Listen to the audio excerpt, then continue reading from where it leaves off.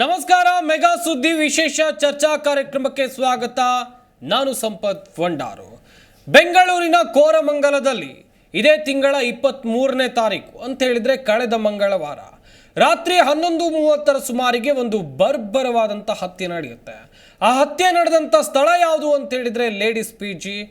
ರಾತ್ರಿ 11:30 ಸುಮಾರಿಗೆ ladies PG ಬಳಿಗೆ ಬಂದಂಥ ಓರ್ವ ವ್ಯಕ್ತಿ PGಯ 3ನೇ ಮಹಡಿಗೆ ಹೋಗಿ ಆಕೆಯನ್ನು ಬರ್ಬರವಾಗಿ ಕೊಲೆ ಮಾಡಿ ಎಸ್ಕೇಪ್ ಆಗ್ತಾನೆ. ಆತನಿಗೆ ಎಂಟ್ರಿ ಹೆಂಗೆ ಸಿಕ್ತು PGಗೆ ಹೇಳಿ ಕೇಳಿ, ಅದು ಲೇಡೀಸ್ PG, ಅದರ ಗೇಟ್ ಬಳಿಗೂ ಸುಳಿಯೋದು ಕಷ್ಟ ಆಗುತ್ತೆ. ಅಂಥದ್ರಲ್ಲಿ ಆತ 3ನೇ ಮಹಡಿಗೆ ಹೋಗಿ ಕೊಲೆ ಮಾಡ್ದ ಅಂತ ಹೇಳಿದ್ರೆ ಅಲ್ಲಿ ಸೆಕ್ಯೂರಿಟಿ ಎಷ್ಟರ ಮಟ್ಟಿಗಿತ್ತು. ಇದೇ ವಿಚಾರದ ಕುರಿತು ಇವತ್ತು ನಾವು ಚರ್ಚೆಯನ್ನು ನಡೆಸ್ತಾ ಹೋಗ್ತೀವಿ. PG ಎಷ್ಟು ಸೇಫ್, ಬೇಕು ಬಿಗಿ ನಿಯಮ. ನಾನು ಸಂಪತ್ ವಂಡಾರು.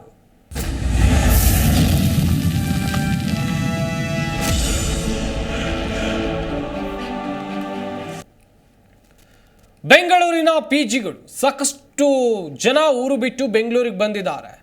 ಬೆಂಗಳೂರಿನಲ್ಲಿ ನೆಲೆಸಿರುವಂಥ ಸಾಕಷ್ಟು ಜನ PGಯಲ್ಲೇ ಇರ್ತಾರೆ ಅಂತ ಹೇಳಿದ್ರೆ PGಯಲ್ಲಿ ಅವರು ವಾಸವನ್ನು ಮಾಡ್ತಾರೆ. ಇಂಥ PGಗಳಲ್ಲಿ ಕೆಲವೊಂದಿಷ್ಟು PGಗಳು ಎಷ್ಟು ಸೇಫ್ ಎನ್ನುವಂಥ ಪ್ರಶ್ನೆ ಇಲ್ಲಿ ಹುಟ್ಕೊಳ್ತಾ ಇದೆ. ಮೊನ್ನೆ ಘಟನೆ ನಡೆದಿದ್ದು ಲೇಡೀಸ್ PGಯಲ್ಲಿ. ಆ ಲೇಡೀಸ್ PG ಯಾವುದು, ಹಾಗೆಯೇ ಅಲ್ಲಿ ಏನಾಗಿತ್ತು, ನಿಜಕ್ಕೂ ಯಾರ ತಪ್ಪಿದೆ ಅಂತ ಹೇಳಿದ್ರೆ ಕೊಲೆಗಾರನ ಹೊರತಾಗಿ ಅಲ್ಲಿ ಯಾರ ತಪ್ಪಿದೆ? ಬೆಂಗಳೂರಿನಲ್ಲಿ PGಗೆ ನುಗ್ಗಿ ಯುವತಿಯ ಕೊಲೆ ಕೇಸ್ಗೆ ಸಂಬಂಧಿಸಿದಂತೆ ಒಂದು ಕಡೆಯಲ್ಲಿ ಪೊಲೀಸರು ತನಿಖೆಯನ್ನ ಮಾಡ್ತಾ ಇದ್ದಾರೆ. ಆರೋಪಿ ಅಭಿಷೇಕ್ನನ್ನ ಕಸ್ಟಡಿಗೆ ಪಡೆದುಕೊಂಡು ವಿಚಾರಣೆಯನ್ನ ನಡೆಸ್ತಾ ಇದ್ದಾರೆ. ಜುಲೈ 23ನೇ ತಾರೀಕು ಕೋರಮಂಗಲದ PGಯಲ್ಲಿ ಈ ಘಟನೆ ಆಗುತ್ತೆ. ಪ್ರೇಯಸಿ ಗೆಳತಿಯನ್ನ ಈತ ಕೊಂದಿರ್ತಾನೆ. ಹಾಗೆಯೇ ಪ್ರೇಯಸಿ ದೂರವಾಗೋಕೆ ಕುಮ್ಮಕ್ಕು ನೀಡಿದ್ಲು. ಭೋಪಾಲ್ ಮೂಲದ ಅಭಿಷೇಕ್, ಮಧ್ಯಪ್ರದೇಶದ ಭೋಪಾಲ್ ಮೂಲದವನು ಈತ. ಬೆಂಗಳೂರಿನ PGಗಳಲ್ಲಿ ಎಷ್ಟರ ಮಟ್ಟಿಗೆ ಭದ್ರತೆ ಇದೆ ಎನ್ನುವಂಥ ಪ್ರಶ್ನೆ ಇಲ್ಲಿ ಹುಟ್ಟಿಕೊಳ್ಳುತ್ತೆ. PGಗಳು ನಡೆಯೋ ಇಂಥ ಕುಕೃತ್ಯಗಳಿಗೆ, PGಗಳಲ್ಲಿ ಇಂಥ ಕೃತ್ಯಗಳ ಆದರೆ ಯಾರು ಹೊಣೆ ಎನ್ನುವಂಥ ಪ್ರಶ್ನೆ ಸರ್ವೇ ಸಾಮಾನ್ಯವಾಗಿ ಹುಟ್ಟಿಕೊಳ್ಳುತ್ತೆ. ಕೊಲೆ ಮಾಡುವ ದೃಶ್ಯ ಕೂಡ CCTV ಕ್ಯಾಮೆರಾದಲ್ಲಿ ಸೆರೆಯಾಗಿದೆ. ಕೃತಿ ಕುಮಾರಿ, ಈಕೆ ಬಿಹಾರ ಮೂಲದವಳು. ಈಕೆಯ ಬರ್ಬರ ಕೊಲೆ ಆಗುತ್ತೆ. ಅದು ಕೂಡ ಕೊಲೆ ಆರೋಪಿ 3ನೇ ಫ್ಲೋರ್ಗೆ ಬಂದು ಕೊಲೆ ಮಾಡಿ ಹೋಗ್ತಾನೆ ಅಂತ ಹೇಳಿದ್ರೆ ಎಲ್ರಿಗೂ ಒಂದು ಪ್ರಶ್ನೆ ಹುಟ್ಟಿಕೊಳ್ಳುತ್ತೆ. ಯಾಕಂತ ಹೇಳಿದ್ರೆ ಎಷ್ಟರ ಮಟ್ಟಿಗೆ ಭದ್ರತೆ ಇಲ್ಲಿದೆ ಅಂತೇಳಿ ಚರ್ಚೆಯನ್ನು ಮಾಡೋಣ. ಅತಿಥಿಗಳು ಕೂಡ ನಮ್ಮೊಟ್ಟಿಗೆ ಜಾಯ್ನ್ ಆಗಿದ್ದಾರೆ. ಮೊದಲೇದಾಗಿ PG ಮಾಲೀಕರಾಗಿರುವಂಥ ಮನೋಹರ್ ಅವರು ನಮ್ಮ ಈ ಕಾರ್ಯಕ್ರಮದಲ್ಲಿದ್ದಾರೆ. ಸರ್ ನಮಸ್ಕಾರ, ಕಾರ್ಯಕ್ರಮಕ್ಕೆ ಸ್ವಾಗತ. ಹಾಗೆಯೇ ಅರುಣ್ ಕುಮಾರ್ DT, ಅಧ್ಯಕ್ಷರು PG ಮಾಲೀಕರ ಕ್ಷೇಮಾಭಿವೃದ್ಧಿ ಸಂಘ, ಇವರು ಕೂಡ ನಮ್ಮ ಈ ಕಾರ್ಯಕ್ರಮದಲ್ಲಿದ್ದಾರೆ. ಸರ್ ನಮಸ್ಕಾರ, ಕಾರ್ಯಕ್ರಮಕ್ಕೆ ಸ್ವಾಗತ. ಎಸ್, ಅತಿಥಿಗಳೊಂದಿಗೆ ಚರ್ಚೆಯನ್ನು ನಡೆಸ್ತಾ ಹೋಗೋಣ. ಆದರೆ PGಯನ್ನು ನಡೆಸೋಕೆ ಬೆಂಗಳೂರಿನಲ್ಲಿ ಒಂದಷ್ಟು ರೂಲ್ಸ್ಗಳಿವೆ.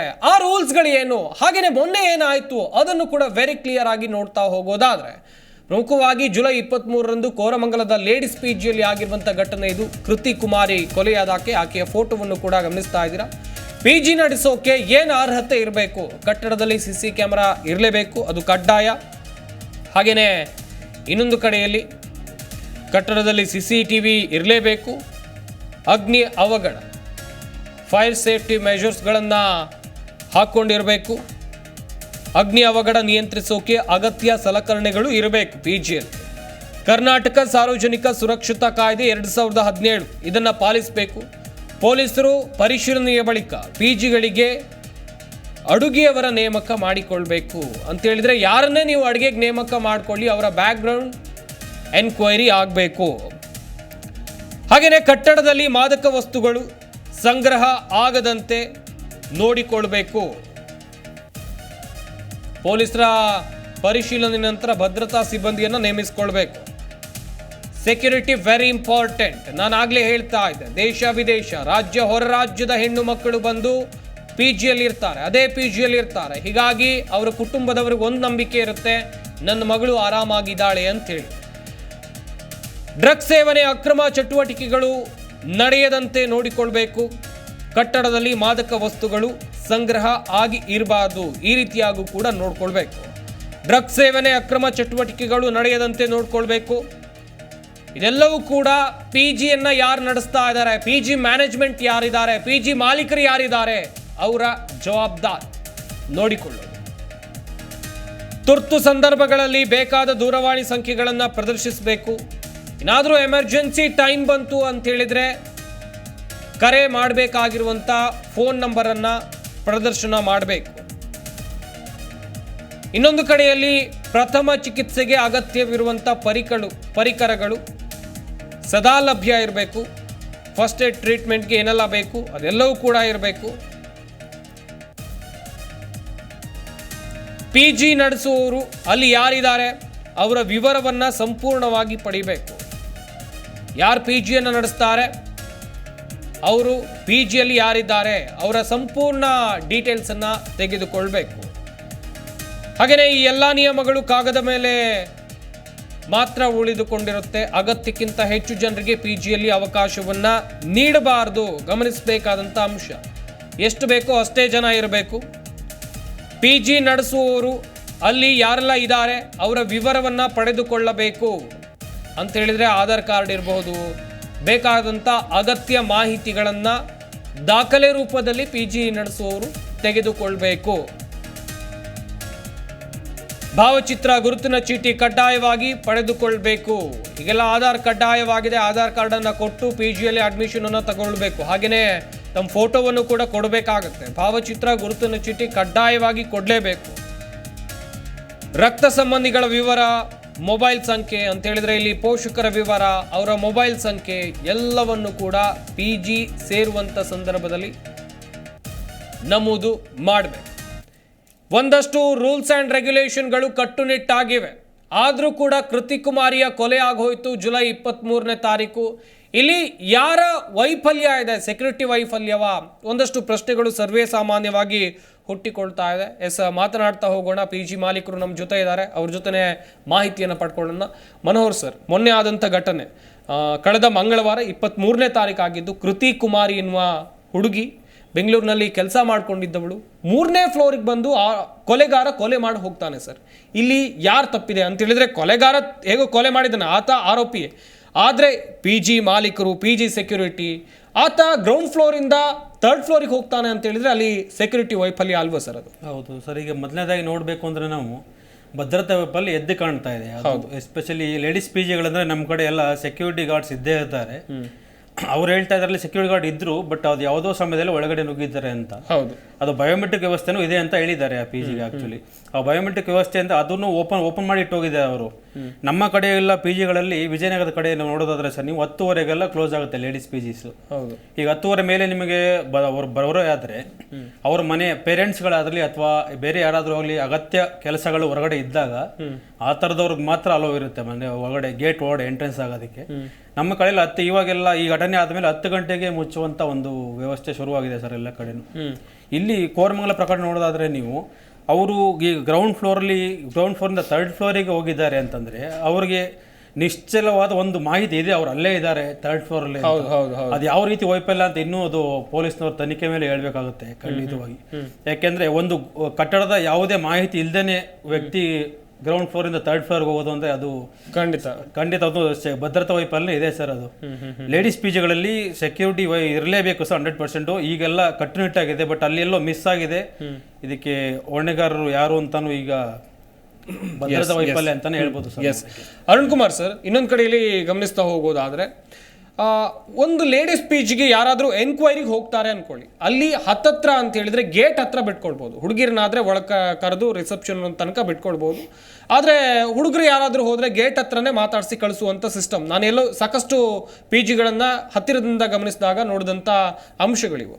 ಆದರೆ ಈತ ಒಳಗಡೆ ಹೋಗಿ 3ನೇ ಫ್ಲೋರ್, ಸರ್ ಕೂಡ ಹೇಳ್ತಾ ಇದ್ರು ಅದೇ ಮಾಹಿತಿನ, 3rd ಫ್ಲೋರಿಗೆ ಹೋಗಿದ್ದಾನೆ ಅಂತೇಳಿ.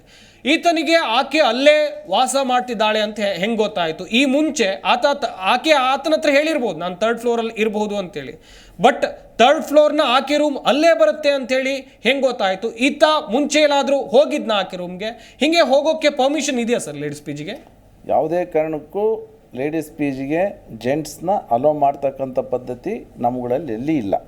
ಸೊ ಅವತ್ತಿನ ಘಟನೆಯನ್ನು ನಾವು ನೋಡಿದಂಥ ಸಂದರ್ಭದಲ್ಲಿ ಇದು ಒಂದು ಪರ್ಸನಲ್ ಡಿಸ್ಪ್ಯೂಟ್ಸು ಏನಾಗಿದೆ ಅವ್ರಿಗೂ ಮತ್ತು ಹತ್ಯೆ ಆಗಿರ್ತಕ್ಕಂಥವ್ರಿಗೂ ಮತ್ತು ಕೃತ್ಯ ಎಸಗದಂಥವ್ರಿಗೂ ಕೂಡ ಏನು ವೈಷಮ್ಯ ಇತ್ತು ಅನ್ನುವಂಥದ್ದು ಅಲ್ಲಿ ಅವರ ಗೆಳತಿ ಆಗಿರ್ಬೋದು, ಪ್ರೇಯಸಿ ಆಗಿರ್ಬೋದು, ಯಾವುದೇ ಸಮಸ್ಯೆ ಇರಲಿ, ಆದರೆ ಆ ವ್ಯಕ್ತಿ ಅಮಾನವೀಯವಾಗಿ ಇಂಥ ಕೃತ್ಯ ಎಸಗ್ತಾನೆ ಅಂದರೆ ನಾನು ನಿಜವಾಗಿಯೂ ಸಹ ಇದು ದೊಡ್ಡ ಖಂಡನೀಯವಾದಂಥ ವಿಚಾರ.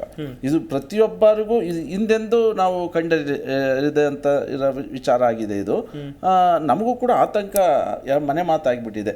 ಈಗ PG-ನಲ್ಲಿ ದೂರದ ಊರುಗಳಿಂದ ತಂದೆ ತಾಯಿಗಳು ಮಕ್ಕಳನ್ನ ಕಳಿಸ್ಕೊಡುವಂಥದ್ದು, ಹುಡುಗರಾಗಿರ್ಲಿ ಹುಡುಗಿಯರಾಗಿರ್ಲಿ, ಅವರು ಯಾವುದೋ ದೂರದ ಮೂಲೆಗಳಿಂದ ಇಲ್ಲಿಗೆ ಕೆಲಸ ಅರಿಸ್ಕೊಂಡು ಬರ್ತಕ್ಕಂಥವ್ರು, ಅಥವಾ ಓದಿ ಏನಾದರೂ ಅಚೀವ್ಮೆಂಟ್ ಮಾಡಬೇಕು, ನಾನು IAS ಆಗಬೇಕು, ನಾನು KS ಆಗಬೇಕು, ನಾನು ಪೊಲೀಸ್ ಸಬ್ ಇನ್ಸ್ಪೆಕ್ಟರ್ ಆಗಬೇಕು, ಈ ರೀತಿ ಒಂದು ದೊಡ್ಡ ಕನಸು ಇಟ್ಕೊಂಡು ಬರೋಂಥ ಒಂದು ಯುವಕರು ಇವತ್ತಿನ ದಿನ ಈ ಒಂದು ಕೃತ್ಯ ನಿಜವಾಗಿಯೂ ಸಹ ಒಂದು ಆತಂಕ ಸೃಷ್ಟಿ ಮಾಡೋದಷ್ಟೇ ಅಲ್ಲ, PG ಮಾಲೀಕರು ಕೂಡ ಇನ್ನು ಮುಂದಿನ ದಿನಗಳಲ್ಲಿ ಎಚ್ಚೆತ್ತುಕೊಂಡು ತಮ್ಮ ಜವಾಬ್ದಾರಿಯುತ ಸ್ಥಾನಗಳಲ್ಲಿ ಅವರು ಕೆಲಸ ನಿಭಾಯಿಸುವಂತಹ ಕೆಲಸ ಮಾಡಬೇಕಾಗುತ್ತೆ.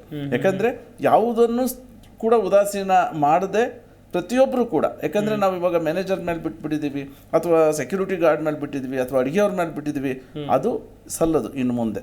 ಯಾಕೆ ಅಂದರೆ ಪ್ರತಿದಿನ ಮಾಲೀಕರು ಅಲ್ಲಿನ ಚಲನವಲನಗಳ ಜೊತೆ, ಯಾಕಂದರೆ CC ಕ್ಯಾಮ್ರಾ ಹಾಕ್ಸ್ಕೊಂಡು ಈ ಓನರು ಮೊಬೈಲಲ್ಲಿ ಎಕ್ಸಸರೀಸ್ ನೋಡೋಂಥ ಪದ್ಧತಿ ಇದೆ. ಯಾಕಂದರೆ ಅಲ್ಲಿ ಏನು ನಡೆಯುತ್ತೆ ಏನಿಲ್ಲ ಅನ್ನೋದು ಖುದ್ದಾಗಿ ಇವರು ಪರಿಶೀಲನೆ ಮಾಡಬೇಕು. ಯಾಕಂದರೆ ನಾಳೆ ಜವಾಬ್ದಾರಿಯುತ ಸ್ಥಾನದಲ್ಲಿ ಅಡುಗೆಯವ್ರು ಮಾಡಲಿ, ಬೇರೆಯವ್ರು ಮಾಡಲಿ, ಸೆಕ್ಯೂರಿಟಿ ಮಾಡಲಿ, ಓನರ್ ಜವಾಬ್ದಾರಿಯುತ ಸ್ಥಾನದಲ್ಲಿ ಇರೋಂಥ ಸಂದರ್ಭದಲ್ಲಿ ಎಲ್ಲ ಒಂದು ಹತ್ರ ಮಾಲೀಕರು ಎಚ್ಚೆತ್ತುಕೊಂಡು ಇನ್ನು ಮುಂದೆ ಕೆಲಸ ಮಾಡಬೇಕು ಅನ್ನುವಂಥದ್ದು ಸ್ಪಷ್ಟವಾಗಿ ನಾವು ಹೇಳ್ತಕ್ಕಂಥ ಮಾತಾಗಿದೆ. ಈ ಒಂದು ಘಟನೆ ಯಾವ ಒಬ್ಬ ಎಂಥ ಒಂದು ಕಠೋರವಾದಂತಹ ಮನಸ್ಸಿರುವಂಥವ್ರು ಇಂಥದನ್ನ ಮಾಡೋಕ್ಕೆ ಮುಂದಾಗಬಾರ್ದು. ಕಾನೂನಿನಲ್ಲಿ ಪ್ರತಿಯೊಬ್ಬರೂ ಕೂಡ ಇಂತಹ ಒಂದು ಕಠಿಣವಾದ ಘನಘೋರ ಶಿಕ್ಷೆ ಕೊಡೋದ್ರ ಜೊತೆಗೆ ಒಂದು ಮಾದರಿಯಾಗಿ ಈ ಕಾನೂನು ಅಂಥವ್ರ ಮೇಲೆ ಕ್ರಮ ಕೈಗೊಳ್ಳೋದ್ರ ಜೊತೆಗೆ ಭಯದ ವಾತಾವರಣದಿಂದ ಇರೋಂಥ ವಾಸಿಗಳಿಗೆ ಆತಂಕದಿಂದ ಮುಕ್ತಿ ಆಗಲಿಕ್ಕೆ ಒಂದು ಒಳ್ಳೆಯ ಮಾರ್ಗ ಕೊಡಬೇಕು ಅನ್ನುವಂಥದ್ದು ನಮ್ಮ ಅನಿಸಿಕೆ. ಎಸ್ ಸರ್, ಒಂದ್ ಕಡೆಯಲ್ಲಿ ಕೊಲೆ ಖಂಡನೀಯ, ಯಾಕಂತ ಹೇಳಿದ್ರೆ ಅಷ್ಟು ಬ್ರೂಟಲ್ ಆಗಿ ಆತ ಹತ್ಯೆ ಮಾಡಿದ್ದಾನೆ. ವೈಯಕ್ತಿಕ ದ್ವೇಷ ಅಂತ ಹೇಳಿದ್ರೆ ತನ್ನ ಪ್ರೇಯಸಿಯ ಗೆಳತಿ ಆಕೆಯನ್ನು ಕೊಲೆ ಮಾಡಿರೋದು, ಕೃತಿ ಕುಮಾರಿ ಎನ್ನುವಂಥ ತನ್ನ ಪ್ರೇಯಸಿಯ ಗೆಳತಿ, ಈ ರೀತಿಯಾಗಿ ಎಂತೆಂಥ ಕೃತ್ಯಗಳು ನಡೀತಾ ಇರ್ತವೆ. ಮನೋಹರ್ ಸರ್, ಇನ್ನೊಂದು ಕಡೆಯಲ್ಲಿ ಎಲ್ಲೋ ಹಾದಿ ಬೀದಿಯಲ್ಲಿ ಕ್ರೈಮ್ ಆಗಿದ್ರೆ, ಒಂದು ಕಡೆಯಲ್ಲಿ ಇದು ಕ್ರೈಮ್ ಹಾದಿ ಬೀದಿಯಲ್ಲಿ ಆಗಿರುವಂಥ ಕ್ರೈಮ್, ಜನ ಓಡಾಡ್ತಾ ಇದ್ರು, ಬೇರೆ ಥರ ಹೇಳ್ಬೋದಿತ್ತು. ಆದರೆ ಇಲ್ಲಿ PG ಅಂತ ಹೇಳಿದ್ರೆ ತುಂಬ ಸೇಫ್ ಆಗಿರುತ್ತೆ. ನಾನು ಆಗಲೇ ಹೇಳ್ತಾ ಇದ್ದೆ, ಇಂಟ್ರೊಡಕ್ಷನ್ ಕೊಡುವಾಗಲೇ ಹೇಳ್ತಾ ಇದ್ದೆ, ರಾಜ್ಯ ಹೊರ ರಾಜ್ಯ, ದೇಶ ವಿದೇಶ ಎಷ್ಟೋ ಹೆಣ್ಣು ಮಕ್ಕಳು ನಮ್ಮ ಬೆಂಗಳೂರಲ್ಲಿ ನೆಲೆಸಿದ್ದಾರೆ ಸರ್. ಬದುಕು ಕಟ್ಟಿಕೊಳ್ಳೋಕ್ಕೋಸ್ಕರ ಅವ್ರು ಬೆಂಗಳೂರಿಗೆ ಬಂದವರು. ಇಂಥ ಸಂದರ್ಭದಲ್ಲಿ ಅವ್ರ ಮನೆಯವರು ಎಣ್ಸ್ಕೊಂಡಿರ್ತಾರೆ, ನನ್ನ ಮಗಳು PG-ಲಿ ಸೇಫ್ ಆಗಿದ್ದಾಳೆ, ಯಾವುದೇ ತೊಂದರೆ ಆಗಲ್ಲ. ಈತ 3ನೇ ಫ್ಲೋರಿಗೆ ಹೋದ, ಓಕೆ, 3ನೇ ಫ್ಲೋರಿಗೆ ಹೆಂಗೋ ಹೋದ. ಇಲ್ಲಿ ಭದ್ರತಾ ವೈಫಲ್ಯ ಎದ್ದು ಕಾಣ್ತಾ ಇದೆ ಅನ್ನುವಂಥದ್ದಾಗಿ ಎಲ್ಲರೂ ಹೇಳ್ತಾ ಇದ್ದಾರೆ. ಬೆಂಗಳೂರಿನ ಸಾಕಷ್ಟು PG-ಗಳಲ್ಲಿ ಇಂಥದ್ದು ವ್ಯವಸ್ಥೆ ಇದೆಯಾ ಸರ್? ಹೇಗೆ ಸರ್, ಆಕ್ಚುಲಿ ಲೇಡೀಸ್ PG-ಗಳಂದ್ರೆ compulsory safety, public safety act ಪ್ರಕಾರ ಭದ್ರತಾ ಸಿಬ್ಬಂದಿ, CCTV ಅಥವಾ ಬಯೋಮೆಟ್ರಿಕ್ ವ್ಯವಸ್ಥೆ ಯಾವ್ದಾದ್ರು ಈ 3 ಇರಬೇಕು ಸರ್. ಅದರಿಂದ ತುಂಬಾ ಸೇಫ್ ಅಂತ ಹೇಳ್ಬೋದು ನಾವು ಅದನ್ನ. ಮತ್ತೆ ನಾವು ಸಮಯವನ್ನು ನಿಗದಿ ಮಾಡಿರ್ತೀವಿ, ನೈಟ್ 10 ಗಂಟೆ ಮೇಲೆ ಗೇಟ್ ಯಾವುದು ಓಪನ್ ಇರೋದಿಲ್ಲ. ಅದರೊಳಗಡೆ ಅವರು ಬಂದು PG ಸೇರ್ಕೊಳ್ತಕ್ಕಂಥ ವ್ಯವಸ್ಥೆ ಇರಬೇಕು. ಈ ಪ್ರಕರಣದಲ್ಲಿ ಭದ್ರತಾ ವೈಫಲ್ಯ ತುಂಬಾನೇ ಎದ್ದು ಕಾಣ್ತಾ ಇದೆ ಸರ್. ಗೇಟ್ ಅಲ್ಲಿ ಯಾರು ಕಾಣಿಸ್ತಾ ಇಲ್ಲ. ಈ ಸೆಕ್ಯೂರಿಟಿ ಮತ್ತೆ ಇನ್ನೊಂದು 2 ನೋಡೋದಾದ್ರೆ ಅದರಲ್ಲಿ ಫಸ್ಟ್ ಏಡ್ ಬಾಕ್ಸ್ಗಳು ಕಂಡು ಬರಲಿಲ್ಲ ಯಾವುದು ಆ PG.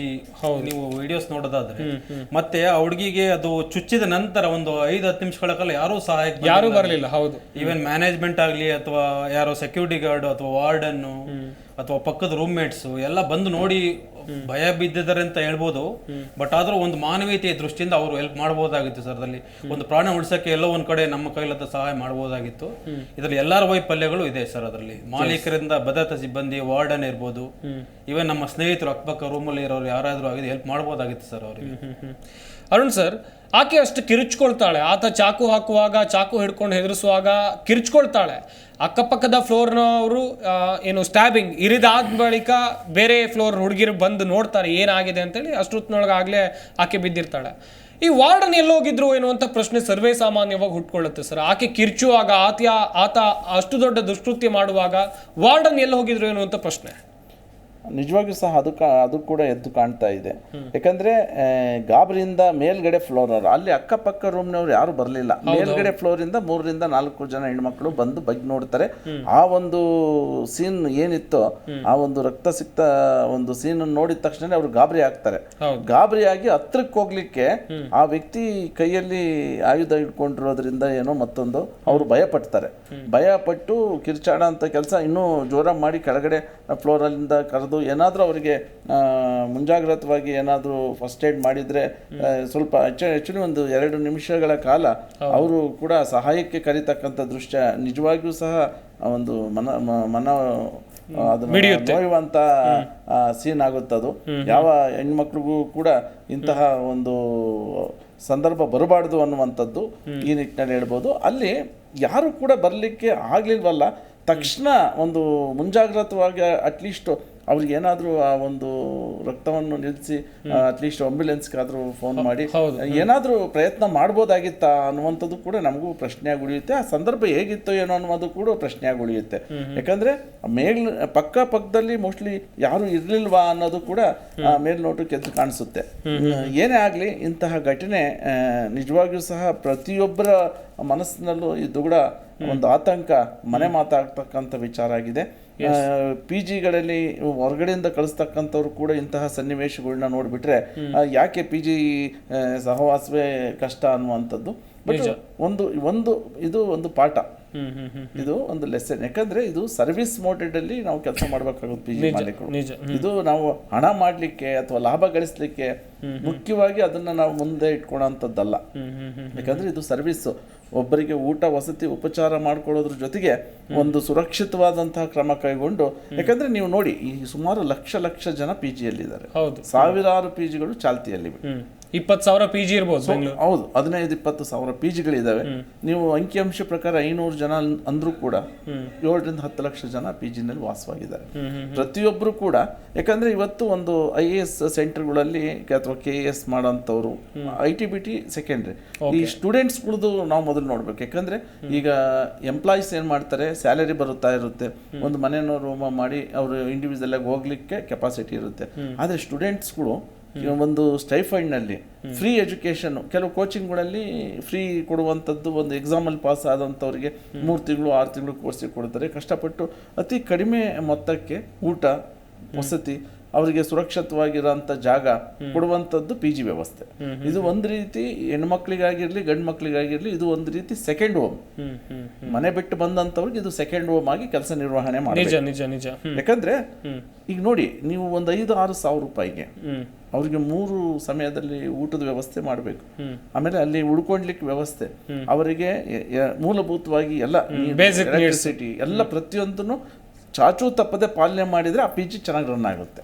ನೀನು ಸರ್ವಿಸ್ ಸರಿಯಾಗಿ ಕೊಟ್ಟಿಲ್ಲ ಅಂದ್ರೆ ಅವರು ತಕ್ಷಣ 1 ತಿಂಗಳು ಆದ್ಮೇಲೋ ಅಥವಾ 15 ದಿನ ಆದ್ಮೇಲೋ ಇನ್ನೊಂದು ಪಿ ಜಿಗೆ ಹೋಗುವಂಥದ್ದು ಅಥವಾ ಮತ್ತೆ ಹುಡುಕಾಟ ಪ್ರಾರಂಭ ಮಾಡ್ತಾರೆ. ಯಾಕಂದ್ರೆ ನಮಗೆ ಸರ್ವಿಸ್ ಸರಿ ಇಲ್ಲ, ಇಲ್ಲಿ ಸೆಕ್ಯೂರಿಟಿ ನಮ್ಗೇನೋ ಭದ್ರತೆ ಇಲ್ಲ ಅನ್ನುವಂತಹ ಮನಸ್ಥಿತಿ ಬರಬಾರ್ದು.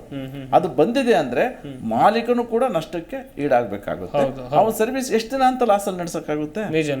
ಅದಕ್ಕೆ ನಿರಂತರವಾಗಿ ಒಬ್ಬ ಮಾಲೀಕ ಜವಾಬ್ದಾರಿಯುತವಾಗಿ ಕೆಲಸ ಮಾಡಿದ್ರೆ, ಇದು ನನ್ನ ಪಿ ಜಿ, ನಾನು ಇಲ್ಲಿ ಮಾಡ್ತಕ್ಕಂಥದ್ದು ಸಮಾಜ ಮುಖಿ ಕಾರ್ಯ, ಮತ್ತೆ 100 ಜನರಿಗೆ ಒಳ್ಳೆಯ ಸರ್ವಿಸ್ ಅನ್ನು ನಾನು ಕೊಡ್ತೀನಿ ಅನ್ನುವಂತಹ ನಿಟ್ಟಿನಲ್ಲಿ ಕೆಲಸ ಮಾಡಿದ್ರೆ ಅಲ್ಲಿ ಬರ್ತಕ್ಕಂಥವ್ರಿಗೂ ಒಂದು ಅಚೀವ್ಮೆಂಟ್ ಮಾಡ್ಲಿಕ್ಕೆ ಅನುಕೂಲ ಆಗುತ್ತೆ. ಅವನಿಗೂ ಕೂಡ ಆ ಒಂದು ಬಿಸ್ನೆಸ್ ಇಂದ ಅವನ ಜೀವನೋಪಾಯ ಕರೆಕ್ಟ್ ಆಗಿ ನಡೆಯುತ್ತೆ. ಇದನ್ನ ಹಿನ್ನೆಲೆ ಇಟ್ಕೊಂಡು ಪ್ರತಿಯೊಬ್ಬ ಮಾಲೀಕರು ಕೆಲಸ ಮಾಡಬೇಕಾಗುತ್ತೆ. ನಮ್ಮ ಸಂಘದಿಂದ ಕೂಡ ನಾವು ಇದೇ ಮಾರ್ಗದರ್ಶನವನ್ನು ಕೊಡೋದ್ರ ಜೊತೆಗೆ ಪ್ರತಿ ಸಭೆ ಮಾಡಿದಾಗ ಕೂಡ ದಯಮಾಡಿ ಪ್ರತಿಯೊಬ್ಬರು ಕೂಡ ಒಬ್ರು ತಪ್ಪು ಮಾಡಿದ್ರೆ ನೋಡಿ, ಒಂದು ಪಿ ಜಿಯಲ್ಲಿ ಆಗಿರ್ತಕ್ಕಂಥ ಅನಾಹುತ ಇವತ್ತು ಎಲ್ಲಾ ಪಿ ಜಿಗಳನ್ನು ನೋಡುವ ದೃಷ್ಟಿಯೇ ಬೇರೆ ಆಗಿದೆ. ಇಲಾಖಾವಾರು ನೀವು ನೋಡಿ, ಈಗ ಇಲಾಖೆನವರು ಇವಾಗ ಪರಿಸ್ಥಿತಿ ಹಿಂಗಾಗಿದೆ, ಇರ್ತಕ್ಕಂಥವ್ರಿಗೆ ಉತ್ತೇಜನಕಾರಿಯಾಗಿ ಕರೆದ್ಬಿಟ್ಟು ಪ್ರತಿಯೊಬ್ಬರಿಗೂ ನಾವು ನಮ್ಮ ಸದಸ್ಯ ಮಾಲೀಕರುಗಳಿಗೆ ನಾವು ಹೇಳುವಂಥದ್ದಾಗುತ್ತೆ. ಇಡೀ ನಮ್ಮ ಬೆಂಗಳೂರು ನಗರದಲ್ಲಿ ಇರ್ತಕ್ಕಂಥ ಪ್ರತಿಯೊಬ್ಬರಿಗೂ ಒಂದು ರೀತಿಯ ಒಂದು ಸೂಚನೆ ಕೊಡ್ತಕ್ಕಂಥ ಕೆಲಸ ಆಗಬೇಕಾಗಿದೆ. ಅದು ಸ್ಟ್ರಿಕ್ಟ್ ಆಗಿ ಈಗ ನಾವು ಈಗಾಗಲೇ ಸ್ಟೇಷನ್ ವೈಸ್ ಅಂದ್ರೆ ಠಾಣಾ ವ್ಯಾಪ್ತಿಯಲ್ಲಿ ಈ ಇಂತಿಂಥ ಸ್ಟೇಷನಲ್ಲಿ ವ್ಯಾಪ್ತಿಯಲ್ಲಿ ಇವತ್ತು ಪೊಲೀಸ್ ಇಲಾಖೆಯವರು ಜಾಗ್ರತೆ ಪಟ್ಟು ಪ್ರತಿ ಪಿ ಜಿಗೂ ನೋಟಿಸ್ ಕೊಡು ಅವ್ರನ್ನ ಕರೆಸ್ತಕ್ಕಂಥದ್ದು, ಚರ್ಚೆ ಮಾಡ್ತಕ್ಕಂಥದ್ದು, ಪಿ ಜಿ ನಿಯಮಾವಳಿನ ಉಲ್ಲಂಘನೆ ಮಾಡಿದರೆ ನಿಮ್ಮ ರದ್ದತಿ ಮಾಡ್ತೀವಿ ಅನ್ನುವಂಥದ್ದು ನಿಜವಾಗ್ಲೂ ನಡೆಸ್ತಾ ಇದ್ದಾರೆ. ನಮ್ಮ ಭಾಗದಲ್ಲೂ ಕೂಡ ಈ ಹಿಂದೆನೂ ಕೂಡ ಇತ್ತು. ಆದರೆ ಅತಾಚೂರಿಯಾಗಿ ಇಂತಹ ಕೆಲಸ ಆದಂಥ ಸಂದರ್ಭದಲ್ಲಿ ನಾವು ಎಷ್ಟು ಜಾಗ್ರತೆ ವಹಿಸಿದ್ರು ಕೂಡ ಕಡಿಮೆನೆ. ಹಂಗಾಗಿ ಈ ಮುಖ್ಯನ ನಾವು ಎಲ್ಲ ಮಾಲೀಕರಿಗೂ ಒಂದು ಅರಿಕೆ ಮಾಡ್ಕೊಳ್ಳೋದೇನೆಂದರೆ, ದಯಮಾಡಿ ನಿಮ್ಮ ಪಿ ಜಿಯ ಸುರಕ್ಷತೆಗೆ ನೀವು ಮುಂದಾಳತ್ವ ವಹಿಸೋದ್ರ ಜೊತೆಗೆ ಹೆಚ್ಚಿನ ಆದ್ಯತೆ ಕೊಡಿ. ನಿಮ್ಮ ಮನೆಗೆ, ನಿಮ್ಮ ಕುಟುಂಬಕ್ಕೆ ಎಷ್ಟು ನೀವು ಜಾಗ್ರತೆ ಕೊಡ್ತೀರೋ, ನಿಮ್ಮ ಪಿ ಜಿನಲ್ಲಿ ಇರ್ತಕ್ಕಂಥ ಪ್ರತಿಯೊಬ್ಬರಿಗೂ ಕೂಡ ಅದೇ ರೀತಿ ಜವಾಬ್ದಾರಿ ಸ್ಥಾನದಲ್ಲಿ, ತಂದೆ ತಾಯಿಗಳ ಸ್ಥಾನದಲ್ಲಿ ನೀವು ಕೆಲಸ ನಿರ್ವಹಣೆ ಮಾಡಿ ಅನ್ನುವಂಥ ಮಾತನ್ನು ನಾವು ಸಂಘದ ಪರವಾಗಿ ಹೇಳಕ್ಕೆ ಇಚ್ಛೆ. ತುಂಬಾ ಚೆನ್ನಾಗಿ ಹೇಳ್ತಾ ಇದ್ರಿ ಸರ್. ಭದ್ರತಾ ನಿಯಮಗಳನ್ನ ಕೈಗೊಳ್ಳಬೇಕು, ಇಲ್ಲ ಅಂತ ಹೇಳಿದ್ರೆ ನಾನು ಕೂಡ ಆಗ್ಲೇ ಹೇಳ್ತಾ ಇದ್ದೆ, ಎಲ್ಲಿಂದೆಲ್ಲೋ ಬಂದು ನಮ್ಮ ಬೆಂಗಳೂರಿನಲ್ಲಿ ಇರ್ತಾರೆ ಅಂಥವರಿಗೆ ಮನೆಯವರು ಕೂಡ ಸಾಕಷ್ಟು ಕನಸು ಕಟ್ಕೊಂಡಿರ್ತಾರೆ. ಭದ್ರತೆ ವೆರಿ ಇಂಪಾರ್ಟೆಂಟ್ ಆಗುತ್ತೆ ಲೇಡೀಸ್ ಪಿ ಜಿಯಲ್ಲಿ. ಭದ್ರತೆ ಕುರಿತಂತೆ ಮತ್ತಷ್ಟು ಮಾಹಿತಿಯನ್ನು ಕೊಡ್ತೀವಿ. ಬಿಹಾರದ ಮೂಲದ ಕೃತಿ ಕುಮಾರಿ ಬೆಂಗಳೂರಿಗೆ ಬಂದಿದ್ದು ಸಾಕಷ್ಟು ಕನಸುಗಳೊಂದಿಗೆ. ಬದುಕು ಕಟ್ಟಿಕೊಳ್ಬೇಕು ಅಂತ ಬಂದವಳ ಬದುಕೆ ಅಂತ್ಯ ಆಗಿದೆ. ಜುಲೈ 23ನೇ ತಾರೀಕು ಮಂಗಳವಾರ ಪಿ ಜಿಲಿ ರಾತ್ರಿ 11:30 ಸುಮಾರಿಗೆ ಮಧ್ಯಪ್ರದೇಶದ ಭೋಪಾಲ್ ಮೂಲದ ಅಭಿಷೇಕ್ ಎನ್ನುವಂತ ವ್ಯಕ್ತಿ ಬರ್ಬರವಾಗಿ ಕೊಲೆ ಮಾಡಿ ಆಕೆಯ ಕಥೆಯನ್ನು ಮುಗಿಸಿದ್ದಾನೆ.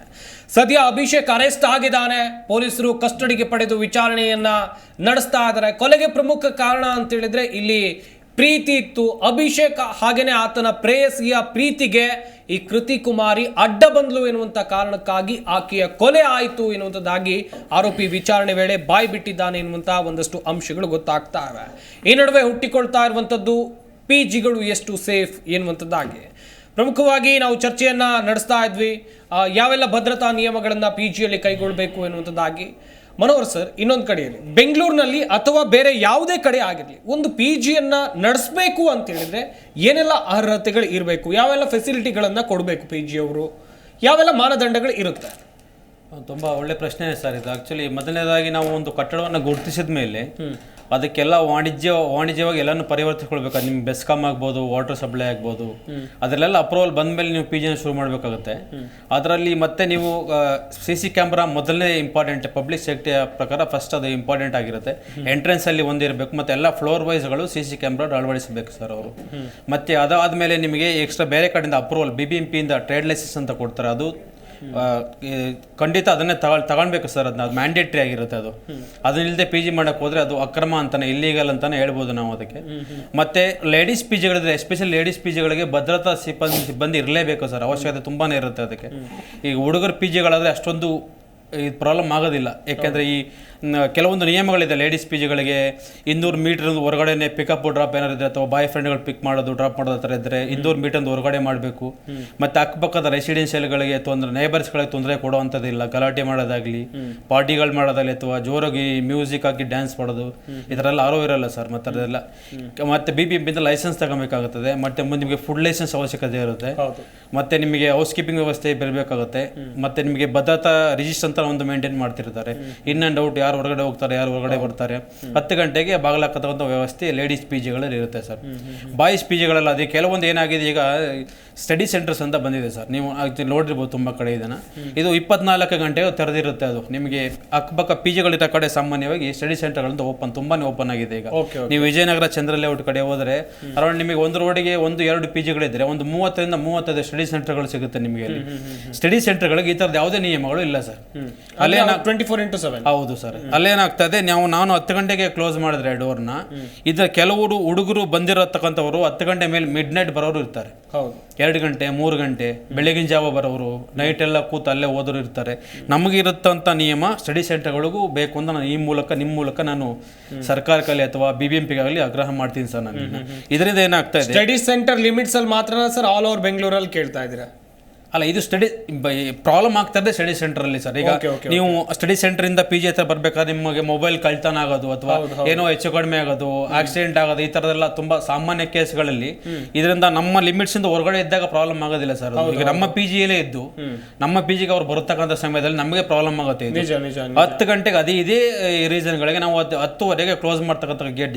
ಈಗ ಈ ಪ್ರಕರಣ ಆದ್ಮೇಲೆ, ಕೋರಮಂಗಲ ಪ್ರಕರಣ ಆದ್ಮೇಲೆ 10 ಗಂಟೆಗೆ ಕ್ಲೋಸ್ ಮಾಡ್ತಕ್ಕಂಥ ವ್ಯವಸ್ಥೆಯನ್ನು ಮಾಡಲ್ಲ ಸರ್. ಅದಕ್ಕೂ ಮೀರಿ ಡೈಲಿ ನೀವು ಬರಬೇಕಂದ್ರೆ ನಮ್ಗೆ ಇನ್ಫಾರ್ಮೇಷನ್ ಇರುತ್ತೆ. ಫಸ್ಟ್ ನೀವು ಊರಿಂದ ಹೊರಟಿದ್ರೆ ಓಕೆ ಅಥವಾ ಬೇರೆ ಏನಾದರೂ ಕೆಲಸ ಇದ್ದರೆ ನಿಮ್ಮ ಪೇರೆಂಟ್ಸ್ ಏನಾದರೂ ಕಾಲ್ ಮಾಡಿರ್ತಾರೆ ಓನರ್ಸ್ಗೆ, ಇಲ್ಲಾಂದರೆ ಅವ್ರ ಮ್ಯಾನೇಜರ್ಸ್ ಇರ್ತಾರೆ ಅವರು ಕಾಲ್ ಮಾಡಿರ್ತಾರೆ. ಅವರು ಮ್ಯಾನೇಜರ್ಸ್ ಮತ್ತು ಓನರ್ಸ್ ಒಪ್ಪಿದ್ರೆ ಬರ್ಬೋದು ಇವರು ಟೈಮಿಗೆ ತೊಂದರೆ ಇಲ್ಲ ಅಂತಂದಾಗ ಅವಾಗ ಗೇಟ್ ಅಂತ ಓಪನ್ ಮಾಡ್ತಕ್ಕಂಥ ಇದು ಫೆಸಿಲಿಟಿ ಇರುತ್ತೆ ಸರ್. ಅದು ಪಿ ಜಿಗಳಲ್ಲಿ ಮುಖ್ಯವಾಗಿ ನಿಮಗೆ ಭದ್ರತೆ ಇರಬೇಕು, ಸೆಕ್ಯೂರಿಟಿ ಇರಬೇಕು, CC ಕ್ಯಾಮ್ರಾಸ್ ಇರಬೇಕು, ಕಡ್ಡಾಯವಾಗಿ BBFP ಇಂದ ಟ್ರಯಲ್ ಲೈಸೆನ್ಸ್ ಇರಬೇಕು ಸರ್. ಮತ್ತೆ ಇದು ನಮ್ಮ ಸೇರ್ತಕ್ಕಂಥ ಇನ್ಫಾರ್ಮೇಷನ್ಸ್, ಈಗ ಒಂದು ಹೊಸ ವೆಬ್ಸೈಟ್ ಬಂದಿದೆ CVRMS ಅಂತ, ಸಿಟಿ ವಿಸಿಟರ್ಸ್ ರೆಕಾರ್ಡ್ಸ್ನ ಮೇಂಟೈನ್ ಮಾಡ್ತೀವಿ ನಾವು ವೆಬ್ಸೈಟ್ಸಲ್ಲಿ. ಇದು ಬ್ಯಾಂಗ್ಳೂರ್ ಪೊಲೀಸ್ ಕಮಿಷನರ್ ಇವರಾಗಿತ್ತು ACP ಅವರು ಚಂದನ್ ಕುಮಾರ್ ಅಂತ, ಇವ್ರು ಇಂಟ್ರೊಡ್ಯೂಸ್ ಮಾಡಿದ್ದು, ವಿಜಯನಗರ ACP ಸರ್ ಅವರು. ಇವ್ರು ಇಂಟ್ರೊಡ್ಯೂಸ್ ಮಾಡಿದ್ಮೇಲೆ ಈಗ ಬರೋದಾಗ ಎಲ್ಲರಿಗೂ ಅವ್ರ ಡೀಟೇಲ್ಸ್ ಸಮೇತವಾಗಿ ಅವರ ಪೇರೆಂಟ್ಸ್ ನಂಬರು, ಅವ್ರದ್ದು ಆಧಾರ್ ಕಾರ್ಡು, ಅವ್ರದ್ದು ವಿಳಾಸ ಮತ್ತೆ ವಿಳಾಸ ನಾವು ಆನ್ಲೈನ್ ಮುಖಾಂತರ ಚೆಕ್ ಮಾಡ್ತೀವಿ ಸರ್. ಅದು ಅವ್ರು ಬರೆದಿರ್ತಕ್ಕಂಥ ವಿಳಾಸ ಮತ್ತೆ ಇದು ಆಧಾರ್ ಕಾರ್ಡ್ ಎರಡೂ ಒಂದೇ ಆಗಿರಬೇಕು. ಬೇರೆ ಬೇರೆ ಆಗಿದ್ರೆ ಟ್ಯಾಲಿ ಆಗುತ್ತೆ ಅಲ್ಲಿ 100% ಆಗುತ್ತೆ ಸರ್. ಆಗಲಿಲ್ಲ ಅಂದ್ರೆ ನಾವು ಅದನ್ನ ಸೇರಿಸ್ಕೊಂಡ ವ್ಯವಸ್ಥೆ ಇವಾಗ ಇಲ್ಲ ಸರ್. ಮತ್ತೆ ನಿಮ್ಮ ಫೋಟೋಸು, ಕೆಲವೊಂದು ಆಧಾರ್ ಕಾರ್ಡಲ್ಲಿ ನೀವು 7th 8th ಅಲ್ಲೆಲ್ಲ ಆಧಾರ್ ಕಾರ್ಡ್ ಅಪ್ಡೇಟ್ ಮಾಡಿರ್ತಾರೆ, ಇವಾಗ ಅವರು ಡಿಗ್ರಿ ಪಾಸ್ ಆಗಿದ್ರು ಅದು ಅಪ್ಡೇಟ್ ಮಾಡಿರೋದಿಲ್ಲ ಇನ್ನು. ಇಂಥ ಕೇಸ್ಗಳು ಸ್ಟೇಷನಿಂದ ಅಬ್ಜೆಕ್ಷನ್ ಬರುತ್ತೆ ಸರ್ ನಮಗೆ. ನಮ್ಮದೇ ಅದೇ ಪೋರ್ಟಲ್ಲು CVRS ಅಂತ ಪೋರ್ಟಲ್ಲು, ಅದು ಸ್ಟೇಷನ್ ಕಡೆಯಿಂದನೂ ಆಕ್ಸೆಸ್ ಇರುತ್ತೆ ಅವರಿಗೆ. ಆ್ಯಸ್ ಎ ಓನರ್ ನನಗಿದ್ರೆ, ಆ್ಯಸ್ ಎ ಪೊಲೀಸ್ ಕಮಿಷನರ್ ಅಥವಾ ಅವ್ರಿಗೂ ಆಕ್ಸೆಸ್ ಇರುತ್ತೆ. ಅದು ನಮ್ಮ ಎಲ್ಲ ಡೀಟೇಲ್ಸ್ಗಳನ್ನು ಅವರು ವೆರಿಫೈ ಮಾಡ್ತಕ್ಕಂಥ ವ್ಯವಸ್ಥೆ ಈಗ ಅಪ್ಡೇಟ್ ಆಗಿದೆ ಸರ್ 2-3 ತಿಂಗಳಿಂದ. Yes sir. ಅರುಣ್ ಸರ್, ಇನ್ನೊಂದು ಕಡೆಯಲ್ಲಿ ಒಂದು ಸಾಕಷ್ಟು ಹುಡುಗರಾಗಿರಲಿ ಹುಡುಗಿರಾಗಿರಲಿ ಒಂದು PGಯಲ್ಲಿ ನೆಲೆಸಿರ್ತಾರೆ. ಅವ್ರೀಗ ಒಂದು ದಿವಸ PGಗೆ ಬರ್ತಾರೆ, ನೆಕ್ಸ್ಟ್ ಡೇ ನಾನೆಲ್ಲೋ ಫ್ರೆಂಡ್ ಮನೆಗೆ ಹೋಗಿರ್ತೀನಿ, ರಿಲೇಟಿವ್ಸ್ ಮನೆಗೆ ಹೋಗಿರ್ತೀನಿ. ಆ ಸಂದರ್ಭದಲ್ಲಿ ಇನ್ಫಾರ್ಮ್ ಮಾಡಿ ಹೋಗ್ತಾರೆ ಸರ್. ಈ ರೀತಿಯಾಗಿ ಇನ್ಫಾರ್ಮ್ ಮಾಡದೆ ಎಲ್ಲೆಲ್ಲೋ ಹೋಗಿ ಏನೆಲ್ಲ ಆಗಿರುವಂಥ ಕೃತ್ಯಗಳು ಕೂಡ, ಸಾಕಷ್ಟು ಘಟನೆಗಳು ಕೂಡ ಇವೆ. ಏನು ಹೇಳ್ತೀರಾ ಸರ್ ಈ ಬಗ್ಗೆ? ಒಳ್ಳೆ ಪ್ರಶ್ನೆ ಇದು. ಯಾಕಂದರೆ PGನಲ್ಲಿ ಒಂದು ವ್ಯವಸ್ಥಿತವಾದಂತಹ ಒಂದು ರೆಕಾರ್ಡ್ಸ್ ಮೇಂಟೈನ್ ಮಾಡ್ತಕ್ಕಂಥದ್ದು ಇದೆ. ಈಗ ಯಾರು ಪರವಾನಗಿ ತಗೊಂಡು PG ನಡೆಸ್ತಾರೋ ಅವರು ಒಂದು ಕಾನೂನಿನ ಚೌಕಟ್ಟಿನಲ್ಲಿ ಏನೆಲ್ಲ ಆಗ್ಬೋದು, ಅದಕ್ಕೆ ಏನೆಲ್ಲ ಪರಿಹಾರಗಳು ಹುಡುಕಬಹುದು ಅನ್ನುವಂಥದ್ದು. ಯಾಕಂದರೆ ಒಬ್ಬರು PGಗೆ ಅಡ್ಮಿಷನ್ ಆದಾಗ ಅವರ ಪೂರ್ವಪರ ಅಂದರೆ ಅವ್ರಿಗೆ ಆಧಾರ್ ಕಾರ್ಡು ಪಡಿತಕ್ಕಂಥದ್ದು, ಒಂದು ಭಾವಚಿತ್ರ ಪಡಿತಕ್ಕಂಥದ್ದು, ತಮ್ಮ PGದೇ ಆಗಿರ್ತಕ್ಕಂಥ ನಿಬಂಧನೆಗಳನ್ನ ಒಂದು ಅರ್ಜಿ ಅವರಿಗೆ ಕೊಟ್ಟು ಟರ್ಮ್ಸ್ ಕಂಡೀಷನ್ಸ್ ಏನಿದೆ ಅಂದರೆ ನಮ್ಮ PGನಲ್ಲಿ ನಾವು ಇಷ್ಟು ಗಂಟೆಗೆ ಬರಬೇಕಾಗುತ್ತೆ, ಸೊ ಒಳಗಡೆ ಇರ್ತಕ್ಕಂಥದ್ರಲ್ಲಿ ಸೌಂಡ್ಲೆಸ್ ಆಗಿ ಅಂದರೆ ಯಾರಿಗೂ ತೊಂದರೆ ಆಗದಿರೋ ರೀತಿಯಲ್ಲಿ ನಿಶಬ್ದವಾಗಿ ತಾವುಗಳು ವಾಸವಾಗಿ ಇರಬೇಕು, ಅಕ್ಕಪಕ್ಕದವ್ರಿಗೂ ಕೂಡ ತೊಂದರೆ ಆಗಬಾರ್ದು. ಸೊ ಈ ರೀತಿ ಕೆಲವು ನಿಬಂಧನೆಗಳು ಹಾಕ್ಕೊಂಡಿರ್ತಾರೆ. ಸೊ ಆ ಟರ್ಮ್ಸ್ ಕಂಡೀಷನ್ಸ್ಗೆ ಅವ್ರು ಒಪ್ಪಿ ಆಮೇಲೆ ಅದರಲ್ಲಿ ಹೇಳಿರ್ತಾರೆ ಯಾವುದೇ ನಮ್ಮ ವೈಯಕ್ತಿಕ ವಿಚಾರಗಳಿಗೂ ಕೂಡ PG ಮಾಲೀಕರು ಅಥವಾ PG ಬಿಲ್ಡಿಂಗ್ ಮಾಲೀಕರು ಇದಿರ್ತಕ್ಕಂಥ ಎಂಪ್ಲಾಯೀಸು ಯಾವುದೇ ಕಾರಣಕ್ಕೂ ಜವಾಬ್ದಾರರಲ್ಲ ಅನ್ನುವಂತಹ ಒಂದು ನಿಬಂಧನೆಯಲ್ಲೂ ಕೂಡ ಅದು ಸೇರಿರುತ್ತೆ. ಆದರೆ ವೈಯಕ್ತಿಕವಾಗಿ ಉದಾಹರಣೆಗೆ ಅವರು ಈ ಒಂದು ವಾರ ಈ PGನಲ್ಲಿ ಇಲ್ಲ, ಇವತ್ತು ಊರಿಗೆ ಹೋಗ್ತಾ ಇದ್ದಾರೆ ಅಥವಾ ಮತ್ತೊಂದು ಎಲ್ಲ ಅವರ ಸ್ನೇಹಿತರ ಮನೆಗೆ ಹೋಗ್ತಾರೆ ಅಂತಂದರೆ ಅಲ್ಲಿ ಇವರು ಅಟೆಂಡೆನ್ಸ್ ಮೇಂಟೈನ್ ಮಾಡ್ತಕ್ಕಂಥದ್ದು ಇದೆ. ಎಲ್ಲ ಮಾಡ್ತಾರೆ ಅಂತಲ್ಲ, ಯಾರು ಕಾನೂನುಬದ್ಧವಾಗಿ ನಾನು ಕರೆಕ್ಟಾಗಿ ನಾನು ಮೇಂಟೈನ್ ಮಾಡಬೇಕು ಅನ್ನುವಂಥವ್ರು ಇದ್ದಾರೋ ಅವರು ಮತ್ತೆ ನಮ್ಮ ಸದಸ್ಯ ಮಾಲೀಕರುಗಳಿಗೆ ನಾವೆಲ್ಲ ಮಾರ್ಗದರ್ಶನ ಕೊಟ್ಟಿದ್ದೀವಿ. ಅಂದರೆ ಪ್ರತಿದಿನ ಒಂದು PGನಲ್ಲಿ 40 ಜನ ಇದ್ದಾರೆ. ಅದರಲ್ಲಿ ಅಟೆಂಡೆನ್ಸಲ್ಲಿ 35 ಜನ ಇದ್ದರೆ, ಇನ್ನು ಔಟ್ ಗೋಯಿಂಗ್ ರಿಜಿಸ್ಟರ್ನಲ್ಲಿ 5 ಜನದ ರೆಕಾರ್ಡಲ್ಲಿ ಅವರು ಸೈನ್ ಮಾಡಿ ನಾನು ಹೊರಗಡೆ ಹೋಗ್ತಾ ಇದ್ದೀನಿ ಅಂತ ಒಂದು ಸಿಗ್ನೇಚರ್ ರಿಟರ್ನ್ಸ್ ಬರೋದು ಹಾಕೋಗಂಥದ್ದು. Check in check out reason ಕೊಡ್ಬೋದಾ? ರೀಸನ್ ಅವರು ಎಲ್ಲಿಗೆ ಹೋಗ್ತಾರೆ ಅನ್ನುವಂಥದ್ದು ಬರೀರಿ ಅಂತೀವಿ. ಅವರು ಅಟ್ಲೀಸ್ಟ್ ಅಷ್ಟೂ ಅವಸರ, ಅದು ಯಾಕಂದ್ರೆ ಸೈನ್ ಮಾಡಿ ಹೋಗೋಷ್ಟು ಅವಸರ. ಇದು ವೈಫಲ್ಯತೆ ಅನ್ನೋದಕ್ಕಿಂತ ಪ್ರತಿಯೊಬ್ರು ಒಂದು ಕೈ ಸೇರಿದ್ರೆ ಚಪ್ಪಾಳೆ ಆಗೋದಿಲ್ಲ. ಈಗ ವಾಸಿಗಳಿಗೂ ಜವಾಬ್ದಾರಿ ಇದೆ. ಒಬ್ಬ ಮಾಲೀಕರು ಕೂರಿಸ್ಕೊಂಡು ಅವ್ರ ಅಡ್ಮಿಷನ್ ಟೈಮಲ್ಲಿ ಅವ್ರ ಪೇರೆಂಟ್ಸ್ ಇರೋಂಥ ಟೈಮಲ್ಲಿ ನಮ್ಮ ನೋಡಿ ಈ ರೀತಿ ನಮ್ಮ ಭಾರತೀಯ ಸಂಸ್ಕೃತಿಯ ರೀತಿಯಿಂದ PG ಅಂದ್ರೆ ಒಂದು ಮನೆಯಲ್ಲಿ ಹೇಗಿರ್ತಿರೋ ಹಾಗಿರ್ಬೋದು ಅನ್ನುವಂಥದ್ದು. ಈಗ ನೀವು ಊಟ ವಸತಿಗೆ ಸಂಬಂಧಪಟ್ಟರಂಗೆ ಆಮೇಲೆ ಒಂದು ಇಲ್ಲಿ ಆಗಬೇಕಾಗಿರೋದು ಏನು ಅಂದರೆ ಪ್ರತಿ ತಿಂಗಳಿಗೊಮ್ಮೆ PG ವಾಸಿಗಳ ಮತ್ತು ಮಾಲೀಕರ ಸಮಾಗಮ ಆಗಿ ಕುಂದುಕೊರತೆಗಳ ಏನೇ ಇರಲಿ, ಸಮಸ್ಯೆಗಳ ಏನೇ ಇರಲಿ, ಮೂಲಭೂತ ಸಮಸ್ಯೆಗಳು ಏನೇ ಇರಲಿ ಚರ್ಚೆ ಮಾಡ್ತಕ್ಕಂಥದ್ದು ನಡಿಬೇಕಾಗಿದೆ. ಈಗ ಕೆಲವು ಕಡೆ ನಡೀತಾ ಇದೆ ಅದು. ಯಾಕಂದರೆ ಡೈರೆಕ್ಟಾಗಿ ಏನು ಸಮಸ್ಯೆ ಬರುತ್ತೋ ಅದನ್ನು ಇಂತಿಂಥ ಸಮಸ್ಯೆ ಇದೆ ಅಂತ ಹೇಳ್ತಾರೆ. ಒಂದ್ಸರಿ ಹೇಳ್ತಾರೆ, 2 ಸರಿ ಹೇಳ್ತಾರೆ, 3ನೇ ಸರಿ ಸಮಸ್ಯೆ ಬಗೆಹರಿದಿಲ್ಲ ಅಂದ್ರೆ ಅವ್ರು ಖಾಲಿ ಮಾಡ್ಕೊಂಡು ಬೇರೆ ಕಡೆ ಹೋದಾಗ ಮಾಲೀಕರಿಗೆ ನಷ್ಟ ಆಗುತ್ತೆ. ಆ ಮಾಲೀಕ ಜವಾಬ್ದಾರಿಯುತವಾಗಿ ಹೌದು ಇನ್ನೇನೋ ನೀರು ಬರ್ತಾ ಇಲ್ವಾ ಅಥವಾ ಪ್ರಾಬ್ಲಮ್ ಆಗ್ತಿದೆಯಾ ಅಥವಾ ಅಕ್ಕಪಕ್ಕದಿಂದ ಏನಾದರೂ ಸೌಂಡ್ ಬಂದು ಅವರಿಗೆ ಡಿಸ್ಟರ್ಬ್ ಓದೋದಕ್ಕೆ ತೊಂದರೆ ಆಗ್ತಿದೆಯಾ, ತಕ್ಷಣ ಬಗೆಹರಿಸುವಂತಹ ಕೆಲಸ ನಡಿಬೇಕಾಗಿದೆ. ಕೆಲವು ಕಡೆ ಅದನ್ನು ಚಾಚು ತಪ್ಪದೆ ಮಾಡ್ತಾ ಇದ್ದಾರೆ, ಇವತ್ತು ಕೂಡ ನಡೀತಾ ಇದೆ. ಆದರೆ ಮುಂದಿನ ದಿನಗಳಲ್ಲಿ ಈ PG ನಡೆಸ್ತಕ್ಕಂಥ ಪ್ರತಿಯೊಬ್ಬರು ಕೂಡ ಮನದಟ್ಟು ಮಾಡ್ಕೊಳ್ಳುವಂಥದ್ದೇನು ಅಂದರೆ ಪಿ ಜಿ ವಾಸಿಗಳು ಯಾರ್ಯಾರು ನಮ್ಮ ಪಿ ಜಿನಲ್ಲಿ ಇದ್ದಾರೆ ಅನ್ನುವಂಥದ್ದು ಸಂಪೂರ್ಣ ಮಾಹಿತಿ ತಗೊಳ್ಳೋದ್ರ ಜೊತೆಗೆ ಒಂದು ಸಭೆ ಮಾಡೋದ್ರಿಂದ ಹೊಸಬ್ರು ಬರ್ತಾ ಇರ್ತಾರೆ, ಹಳಬ್ರು ಹೋಗ್ತಾ ಇರ್ತಾರೆ. ಬರೋರು ಹೋಗೋರು ಇದ್ದಂಥ ಸಂದರ್ಭದಲ್ಲಿ ಒಂದು ಅಟ್ಲೀಸ್ಟ್ 1 ತಿಂಗಳಿಗೊಮ್ಮೆ 2 ತಿಂಗಳಿಗೊಮ್ಮೆ ಅವರು ಮುಖಾಮುಖಿ ಭೇಟಿ ಆಗಿ ಒಂದು ಚರ್ಚೆ ಸಭೆ ಮಾಡೋ ಅಂಥದ್ದು ಬಹಳ ಅತ್ಯವಶ್ಯಕವಾಗಿ ಬೇಕಾಗಿದೆ ಅನ್ನುವಂಥದ್ದು ಈ ಸಂದರ್ಭದಲ್ಲಿ ಹೇಳಲಿಕ್ಕೆ ಇಷ್ಟಪಡ್ತೀನಿ. ಮತ್ತೆ ನಮ್ಮ ಸ್ನೇಹಿತರು ಬಹಳ ಒಳ್ಳೆ ಪ್ರಶ್ನೆ ಈ ಸ್ಟಡಿ ಸೆಂಟರ್ಗಳ ಬಗ್ಗೆ ಕೇಳಿದ್ರು. ತಾವು ಇತ್ತೀಚೆಗೆ ನಿನ್ನೆ ಮೊನ್ನೆ ಪತ್ರಿಕೆಗಳಲ್ಲಿ ನೋಡಿದ್ವಿ, ಡೆಲ್ಲಿನಲ್ಲಿ ಒಂದು ಇಶ್ಯೂಸ್ ಆಗಿದೆ. ನಿಜ ನಿಜ ನಿಜ ತಾವು ಓದಿರ್ಬೋದು. ಸ್ಟಡಿ ಸೆಂಟರ್ ನೀರು ನುಗ್ಗಿ ಅನಾಹುತ ಆಗಿರುತ್ತಂಥದ್ದು. ಈಗ ಇವತ್ತು ಬೆಳಿಗ್ಗೆ ಪೇಪರಲ್ಲೂ ಕೂಡ ಇದೆ. ಆ ಸ್ಟಡಿ ಸೆಂಟರ್ ಮೇಲೆ ನಿಗಾ ವಹಿಸಿ ಅದು ಕಟ್ಟುನಿಟ್ಟಿನಲ್ಲಿ ಏನೇನು ಟರ್ಮ್ಸ್ ಕಂಡೀಷನ್ ಸರ್ಕಾರ ಅದನ್ನ ಕ್ರಮ ತಗೋಬೇಕು ಅನ್ನುವಂಥದ್ದು. ಈಗ ನೋಡಿ ನಮ್ಮಲ್ಲಿ ಏನಾಗ್ತಾ ಇದೆ ಪ್ರಾಬ್ಲಮ್ ಅಂದ್ರೆ 24x7 ನಾವು ಓದ್ತೀವಿ ಅಂತಾರೆ. ಕೆಲವರು ನಾವು ರಾತ್ರಿ ಎಲ್ಲ ಓದಿ ಬೆಳಿಗ್ಗೆ ಮಲಗ್ತೀವಿ ಅಂತ. ನೋಡಿ, ಓದ್ಲಿಕ್ಕೆ ಬೆಳಿಗ್ಗೆಯಿಂದ ಸಂಜೆ ಸುಮಾರು 10 ಗಂಟೆ ಸಾಕಾಗುತ್ತೆ. ಮನುಷ್ಯನಿಗೆ ನಿದ್ದೆ ಮಾಡ್ತಕ್ಕಂಥದ್ದು ಅತ್ಯವಶ್ಯಕ. ಈಗ ನಾವು ಪಿ ಜಿನಲ್ಲಿ ಒಂದು ಟರ್ಮ್ಸ್ ಹಾಕಿದ್ವಿ, 10 ಗಂಟೆಗೆ ಬಂದ್ ಮಾಡ್ತೀವಿ, ಕ್ಲೋಸ್ ಮಾಡ್ತೀವಿ. ಸೆಕ್ಯೂರಿಟಿ ಎಲ್ಲರೂ ನಿಮ್ಮ ರೂಮ್ಗಳನ್ನ ಸೇರ್ಕೊಬಿಡಿ, ಕ್ಲೋಸ್ ಆಗುತ್ತೆ ಅಂತ. ಇಲ್ಲ, ನಾನು ಸ್ಟಡಿ ಮಾಡಕ್ ಹೋಗ್ತೀನಿ, ನನಗೆ 12 ಗಂಟೆಗೆ ಓಪನ್ ಮಾಡಿ. ಅವಾಗ ಈ ವಾಗ್ವಾದಗಳು ನಡೆಯುವಂಥದ್ದು. ಇಲ್ಲ ಅಂದ್ರೆ ನೀವು ಅವ್ರು ಹೇಳ್ದಂಗೆ ನಾವು ಒಬ್ಲೈಸ್ ಮಾಡಿಲ್ಲ ಅಂದ್ರೆ ನಾವು ನೋಟಿಸ್ ತಗೋಬಿಡಿ, ನಾವು ಖಾಲಿ ಮಾಡ್ತೀವಿ, ನಿಮ್ಮ ಪಿ ಜಿ ಬೇಡ, ನೀವು ಒಬ್ಲೈಸ್ ಮಾಡೋದು. ಅದನ್ನು ಯೋಚನೆ ಮಾಡ್ಬೇಕು. ಪೇರೆಂಟ್ಸ್ಗಳು ಹೇಳ್ಬೇಕು, ನೀವು ಸ್ಟಡಿ ಸೆಂಟ್ರಿಗೆ ಹೋಗಿ ಊರಿಗೆ ಹೋಗಿ 10 ಗಂಟೆ ಒಳಗೆ ಪಿ ಜಿ ಸೇರ್ಕೊಳ್ಲಿಕ್ಕೆ ಕಂಡೀಷನಲ್ಲಿ ಬರೀ ಓನರ್ ಮಾಡೋದಲ್ಲ, ಪೇರೆಂಟ್ಸ್ಗಳು ಕೂಡ ಮಕ್ಕಳಿಗೆ ಒಂದು ಮಾರ್ಗದರ್ಶನ ಕೊಡಬೇಕು. 10 ಗಂಟೆ ನೀವು ಎಲ್ಲೇ ಹೋಗಿ ಈಗ ಓದಕ್ಕೆ ಹೋಗ್ತಾರೆ ಅನ್ಕೊಳ್ಳಿ, ಅಲ್ಲಿ ಮುಂದಾಗ್ತಾ ಏನೋ ಸಮಸ್ಯೆಗಳು ಬರೋದಕ್ಕೆ ಮುಂಚಿತವಾಗಿ ಜಾಗೃತರಾಗಿ ಸೇಫ್ಟಿ, ಗಂಡು ಮಕ್ಕಳಾಗಿರ್ಲಿ ಹೆಣ್ಮಕ್ಳಾಗಿರ್ಲಿ 10 ಗಂಟೆಗೆ ನೀವು ಹೋಗಿ ಈಗ ರೂಮಲ್ಲೇ ಈಗ ಇಲ್ಲಾಂದ್ರೆ ಪಿ ಜಿನಲ್ಲಿ ಎಲ್ಲೋ ಒಂದು ಜಾಗನ ಆಯ್ಕೆ ಮಾಡಿಕೊಂಡು ಅಲ್ಲಿ ಓದ್ಕೊಳ್ಳೋಂಥ ಕೆಲಸ ಮಾಡ್ಬೋದು. ಹಿಂದಿನ ದಿನಮಾನದಲ್ಲಿ ನಮಗೆ ಯಾವ ಪಿ ಜಿನೂ ಇರಲಿಲ್ಲ, ಯಾವ ಸ್ಟಡಿ ಸೆಂಟರ್ ಇರಲಿಲ್ಲ. ಮಹಾನ್ ವ್ಯಕ್ತಿಗಳು, ನಾಯಕರುಗಳೆಲ್ಲ ಬೀದಿ ಬೆಳಕಿನಲ್ಲಿ ಓದ್ಕೊಂಡು ಉದ್ಧಾರ ಆಗಿರೋಂಥ ಸಾವಿರ ಉದಾಹರಣೆಗಳಲ್ಲಿ ನಾವು ಕೂಡ ಅದರ ಒಂದು ಮಾದರಿಯಾಗಿ ಓದು ನಮಗೆ ಬೇಕು, ಅವಶ್ಯಕತೆ ಇದೆ. ಕಾಂಪಿಟೇಷನ್ ಯುಗ ಇದೆ. ಪ್ರತಿಯೊಬ್ಬರು ಕೂಡ ಕಾಂಪಿಟಲ್ಲಿ ನಾನು ಮುಂದೆ ಬರಬೇಕು, ನಾನು ಪಾಸ್ ಆಗಬೇಕು, ನಾನು ಈ ಸರಿ ರ್ಯಾಂಕ್ ಬರಬೇಕು ಅಂತಾನೆ ಓದ್ತಾರೆ. ಆದ್ರೆ ಸುರಕ್ಷತೆ ಬಗ್ಗೆನೂ ಹೇಳ್ಬೇಕಲ್ವಾ. ನಮ್ಮ ಜೀವನ ಮತ್ತೆ ಜೀವ ಎರಡೂ ನಮ್ಮ ಕೈಯಲ್ಲಿ ಇರುತ್ತೆ. ನಾವು ಒಳ್ಳೆ ಜೀವನ ರೂಪಿಸ್ಕೋಬೇಕು ಅಂದ್ರೆ ನಮ್ಮ ಜೀವವನ್ನು ಭದ್ರತೆಯಿಂದ ಭದ್ರವಾಗಿ ಇಟ್ಕೊಳ್ಳುವಂತ ಕೆಲಸ ಮಾಡಬೇಕು ಅನ್ನುವಂಥದ್ದು ನಮ್ಮ ಎಸ್ ಮನೋಹರ್ ಸರ್. ಇನ್ನೊಂದು ಕಡೆಯಲ್ಲಿ ಪಿ ಜಿಯಲ್ಲಿ ಒಂದಷ್ಟು ರೂಲ್ಸ್ ಆ್ಯಂಡ್ ರೆಗ್ಯುಲೇಷನ್ಗಳು ಕೂಡ ಖಂಡಿತವಾಗಿಯೂ ಇರುತ್ತೆ. ನೀವು ಕೂಡ ಹೇಳ್ತಾ ಇದ್ರಿ ತುಂಬ ಚೆನ್ನಾಗಿ. ಹಾಗೆಯೇ ಈಗ ವಿಸಿಟರ್ಸ್ ಅಂತ ಬರ್ತಾರೆ, ಯಾವುದೋ ಒಂದು ಯುವತಿ ಒಂದು ಪಿ ಜಿಯಲ್ಲಿ ಇದ್ದಾನೆ, ಒಬ್ಬ ಯುವಕ ಪಿ ಜಿಯಲ್ಲಿ ಇದ್ದಾನೆ ಅಂತ ಹೇಳಿದ್ರೆ ಆತನನ್ನು ನೋಡೋಕೆ ಆತನ ಮನೆಯವರು ಬರ್ತಾರೆ, ಆತನ ಕುಟುಂಬದವರು ಬರ್ತಾರೆ, ಆತನ ಫ್ರೆಂಡ್ಸ್ ಅವರು ಬರ್ತಾರೆ. ಎಲ್ಲಿ ತನಕ ಎಲವ್ ಇರುತ್ತೆ? ಈಗ ಸರ್ ಹೇಳ್ತಾ ಇದ್ರು ಲೇಡೀಸ್ ಪಿ ಜಿಗೆ ಎಲೋವೇ ಮಾಡಲ್ಲ, ಗೇಟ್ ಹತ್ರ ನಿಲ್ಲಿಸಿ ಮಾತಾಡ್ಸಿ ಕಳಿಸ್ತಾರೆ. ಹೆಚ್ಚಂದ್ರೆ ಅವ್ರ ತಾಯಿ ಎಲ್ಲಾದರೂ ಬಂದರೆ ರಿಸೆಪ್ಷನ್ ತನಕ ಕರಿಬಹುದು ಅಂತೇಳಿ. ಈ ವಿಸಿಟರ್ಸ್ ಬಂದಾಗ ಯಾವ ರೀತಿಯಾದಂಥ ಕ್ರಮವನ್ನು ತೆಗೆದುಕೊಳ್ತೀರಾ ಸರ್? ಸಪೋಸ್ ಒಂದು ಹುಡುಗಿಯ ತಾಯಿ ಅಥವಾ ಅವ್ರ ಫ್ಯಾಮಿಲಿಯವರು, ಅಣ್ಣ ತಮ್ಮ ಯಾರಾದರೂ ರಾತ್ರಿ ವೇಳೆ ಬಂದರೆ ಅಲವ್ ಇರುತ್ತೆ ಸರ್? ಹೆಂಗೆ? ಕೆಲವೊಂದು ಇದರಲ್ಲಿ ನಮಗೆ ಸ್ಥಳಾವಕಾಶಗಳಿದ್ದಾಗ ಈಗ ಸಪೋಸ್ ನಮ್ಮ ಎಲ್ಲ ಪಿ ಜಿ ಸೆಂಟರ್ಗಳಲ್ಲೂ ಆಫೀಸ್ ಅಂತ ಒಂದು ಮಾಡಿರ್ತೀವಿ. ಹೌದು. ವಿಸಿಟರ್ಸ್ಗೆ ನಾವು ಫಸ್ಟ್ ಮೇನ್ ಗೇಟಲ್ಲಿ ಡಿಸ್ಪ್ಲೇ ಆಗಿರುತ್ತೆ, ದೊಡ್ಡ ಬೋರ್ಡ್ ಡಿಸ್ಪ್ಲೇ ಆಗಿರುತ್ತೆ, friends, relatives, family not allowed. If ನಿಮ್ಗೆ ತುಂಬಾ ಅರ್ಜೆಂಟ್ ಇದ್ದು ಮಾತಾಡಲೇಬೇಕು ಅಂದಾಗ ನಮ್ಮ ಆಫೀಸ್ ರೂಮ್ ಅದಕ್ಕೋಸ್ಕರ ಫ್ರೀ ಇರುತ್ತೆ. ನಾವು ಬೆಳಗಿಂದ ಸಾಯಂಕಾಲ ತನಕ, ಬೆಳಗ್ಗೆ 6 ಇಂದ ಸಾಯಂಕಾಲ 10 ಅಥವಾ 11 ತನಕ ನಾವು ಅಲ್ಲೇ ಇರ್ತೀವಿ. ನಾವಿಲ್ಲ, ನಮ್ಮ ಮ್ಯಾನೇಜರ್ಸ್ ಇರ್ತಾರೆ, ಸೆಕ್ಯೂರಿಟೀಸ್ ಇರ್ತಾರೆ, ಯಾರಾದರೂ ಅಡ್ಮಿನ್ ಇರ್ತಾರೆ, ಯಾರಾದ್ರು ಒಬ್ರು ಇರ್ತಾರೆ. ನೀವು ಅವರ ಅನುಮತಿಯನ್ನು ಪಡೆಯೋದು ತುಂಬಾ ಮುಖ್ಯ ಆಗುತ್ತೆ. ಬಾಯ್ಸ್ ಪಿ ಜಿಗಳಲ್ಲಿ ಏನಾಗಿದೆ ಈಗ ಅಂತಂದರೆ, ನಾನು ಮೊನ್ನೆ ಯಾವುದೋ ಇದೇ ಥರ ಘಟನೆ ನಡೆದಾಗ ನಾನು ಕೂತಿದ್ದೀನಿ ಆಫೀಸಲ್ಲಿ, ನಾನು ಮುಂದೆನೇ 2 ಸರಿ ಹೋದ್ರು 2 ಸರಿ ಬಂದರು ಮೇಲ್ಗಡೆಯಿಂದ. ಈಗ 100 ಜನ ಇದ್ದ ಕಡೆ ಪ್ರಾಬ್ಲಮ್ ಏನಾಗ್ತದೆ ಅಂತಂದರೆ, ಮುಖ ಅಷ್ಟೊಂದು ಪರಿಚಯ ಇರಲ್ಲ, ಎಲ್ಲರಿಗೂ ಅಷ್ಟು ಪರಿಚಯ ಇರಲ್ಲ. ನಾನು ನಮ್ಮ ಪಿ ಜಿ ಹುಡುಗರೇ ಇರ್ತಾರೆ ಅಂತ ಅನ್ಲೆಕ್ಕ.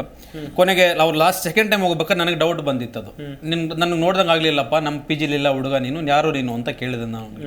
ಸರ್, ನಾನು ಎದುರುಗಡೆ ಪಿ ಜಿಲಿರೋದು, ಅವ್ರು ಅಲೋ ಮಾಡ್ತಾರೆ, ನೀವೇ ಅಲೋ ಮಾಡಲ್ಲ ನಮ್ಮನ್ನ ಒಳಗಡೆ. ಇಂಥ ಸಿಚುವೇಶನ್ಗಳಲ್ಲಿ ಏನಾಗುತ್ತೆ ಅಂದ್ರೆ ಸರ್, ಅವರು ಕೆಲವೊಂದು ಸರಿ ಮೊಬೈಲ್ಗಳು, ಲ್ಯಾಪ್ಟಾಪ್ಗಳು ಬಂದಿರೋ ಜೊತೆ ಹೋಗಿರೋದು ಉಂಟು. ಒಂದೇ ರೂಮಲ್ಲಿ ಬಂದಿರ್ತಾರೆ, 4 ಶೇರಿಂಗ್ 5 ಶೇರಿಂಗ್ ಇರುತ್ತೆ. ಅವ್ರು ಯಾರೋ ರೆಸ್ಟ್ ರೂಮ್ಗೆ ಹೋಗಿರ್ತಾರೆ, ಮೊಬೈಲಲ್ಲೇ ಬಿಟ್ಟು. ಇವ್ರು ಯಾರೋ ಫ್ರೆಂಡ್ ನೋಡಕ್ ಹೋಗಿರ್ತಾರೆ, ಮೊಬೈಲ್ ತೆಗೆದು ಜೋಬಿಗೆ ಹಾಕೊಳ್ಳೋದು, ಲ್ಯಾಪ್ಟಾಪ್ ತೆಗೆದು ಬ್ಯಾಗ್ ಹಾಕೊಳ್ಳೋದು, ಹಂಗೆ ಹೊರಟ್ಬಿಡೋದು ಅಲ್ಲಿಂದ. ಬಾಯ್ಸ್ ಪಿ ಜಿಗಳು ನಡ್ತಕ್ಕಂಥ ಪ್ರಕರಣಗಳು ನಿಜ ಸರ್, ನಿಜ. ಈ ಥರ ಆದಾಗ ತುಂಬಾ ಸರಿ ಗಲಾಟೆ ಆಗಿರೋದು ಇದೆ. ನಾವು ಸೇಮ್ ಟೈಮ್ ಅವ್ರನ್ನ ಅಲ್ಲಿ ವಿತೌಟ್ ರಿಫಂಡ್ ವೆಕೇಟ್ ಮಾಡಿಸಿರೋದು ಇದೆ. ಇದನ್ನ ಪೊಲೀಸ್ ಇಲಾಖೆ ಯಾವುದೇ ಕಾರಣಕ್ಕೂ ಅಲೋ ಮಾಡೋದಿಲ್ಲ ಸರ್ ಇದನ್ನ. ಅವರು ನಮ್ಮ ಮೇಲೆ ಜಗಳ ಆಡ್ಕೊಂಡ್ರು, ನಾವು ಫಸ್ಟ್ ಅವ್ರಿಗೆ ಅಪ್ರೋಚ್ ಮಾಡಿದ್ನ ಸ್ಟೇಷನ್ಗೆ ಹೋಗಿ ನೀವು ಕಂಪ್ಲೇಂಟ್ ಕೊಡಿ, PG ಒಂದ್ರ ಈ ಥರ ಅಲೋ ಮಾಡ್ತಾ ಇಲ್ಲ ನಮಗೆ, ಕಂಪ್ಲೇಂಟ್ ಕೊಡಿ.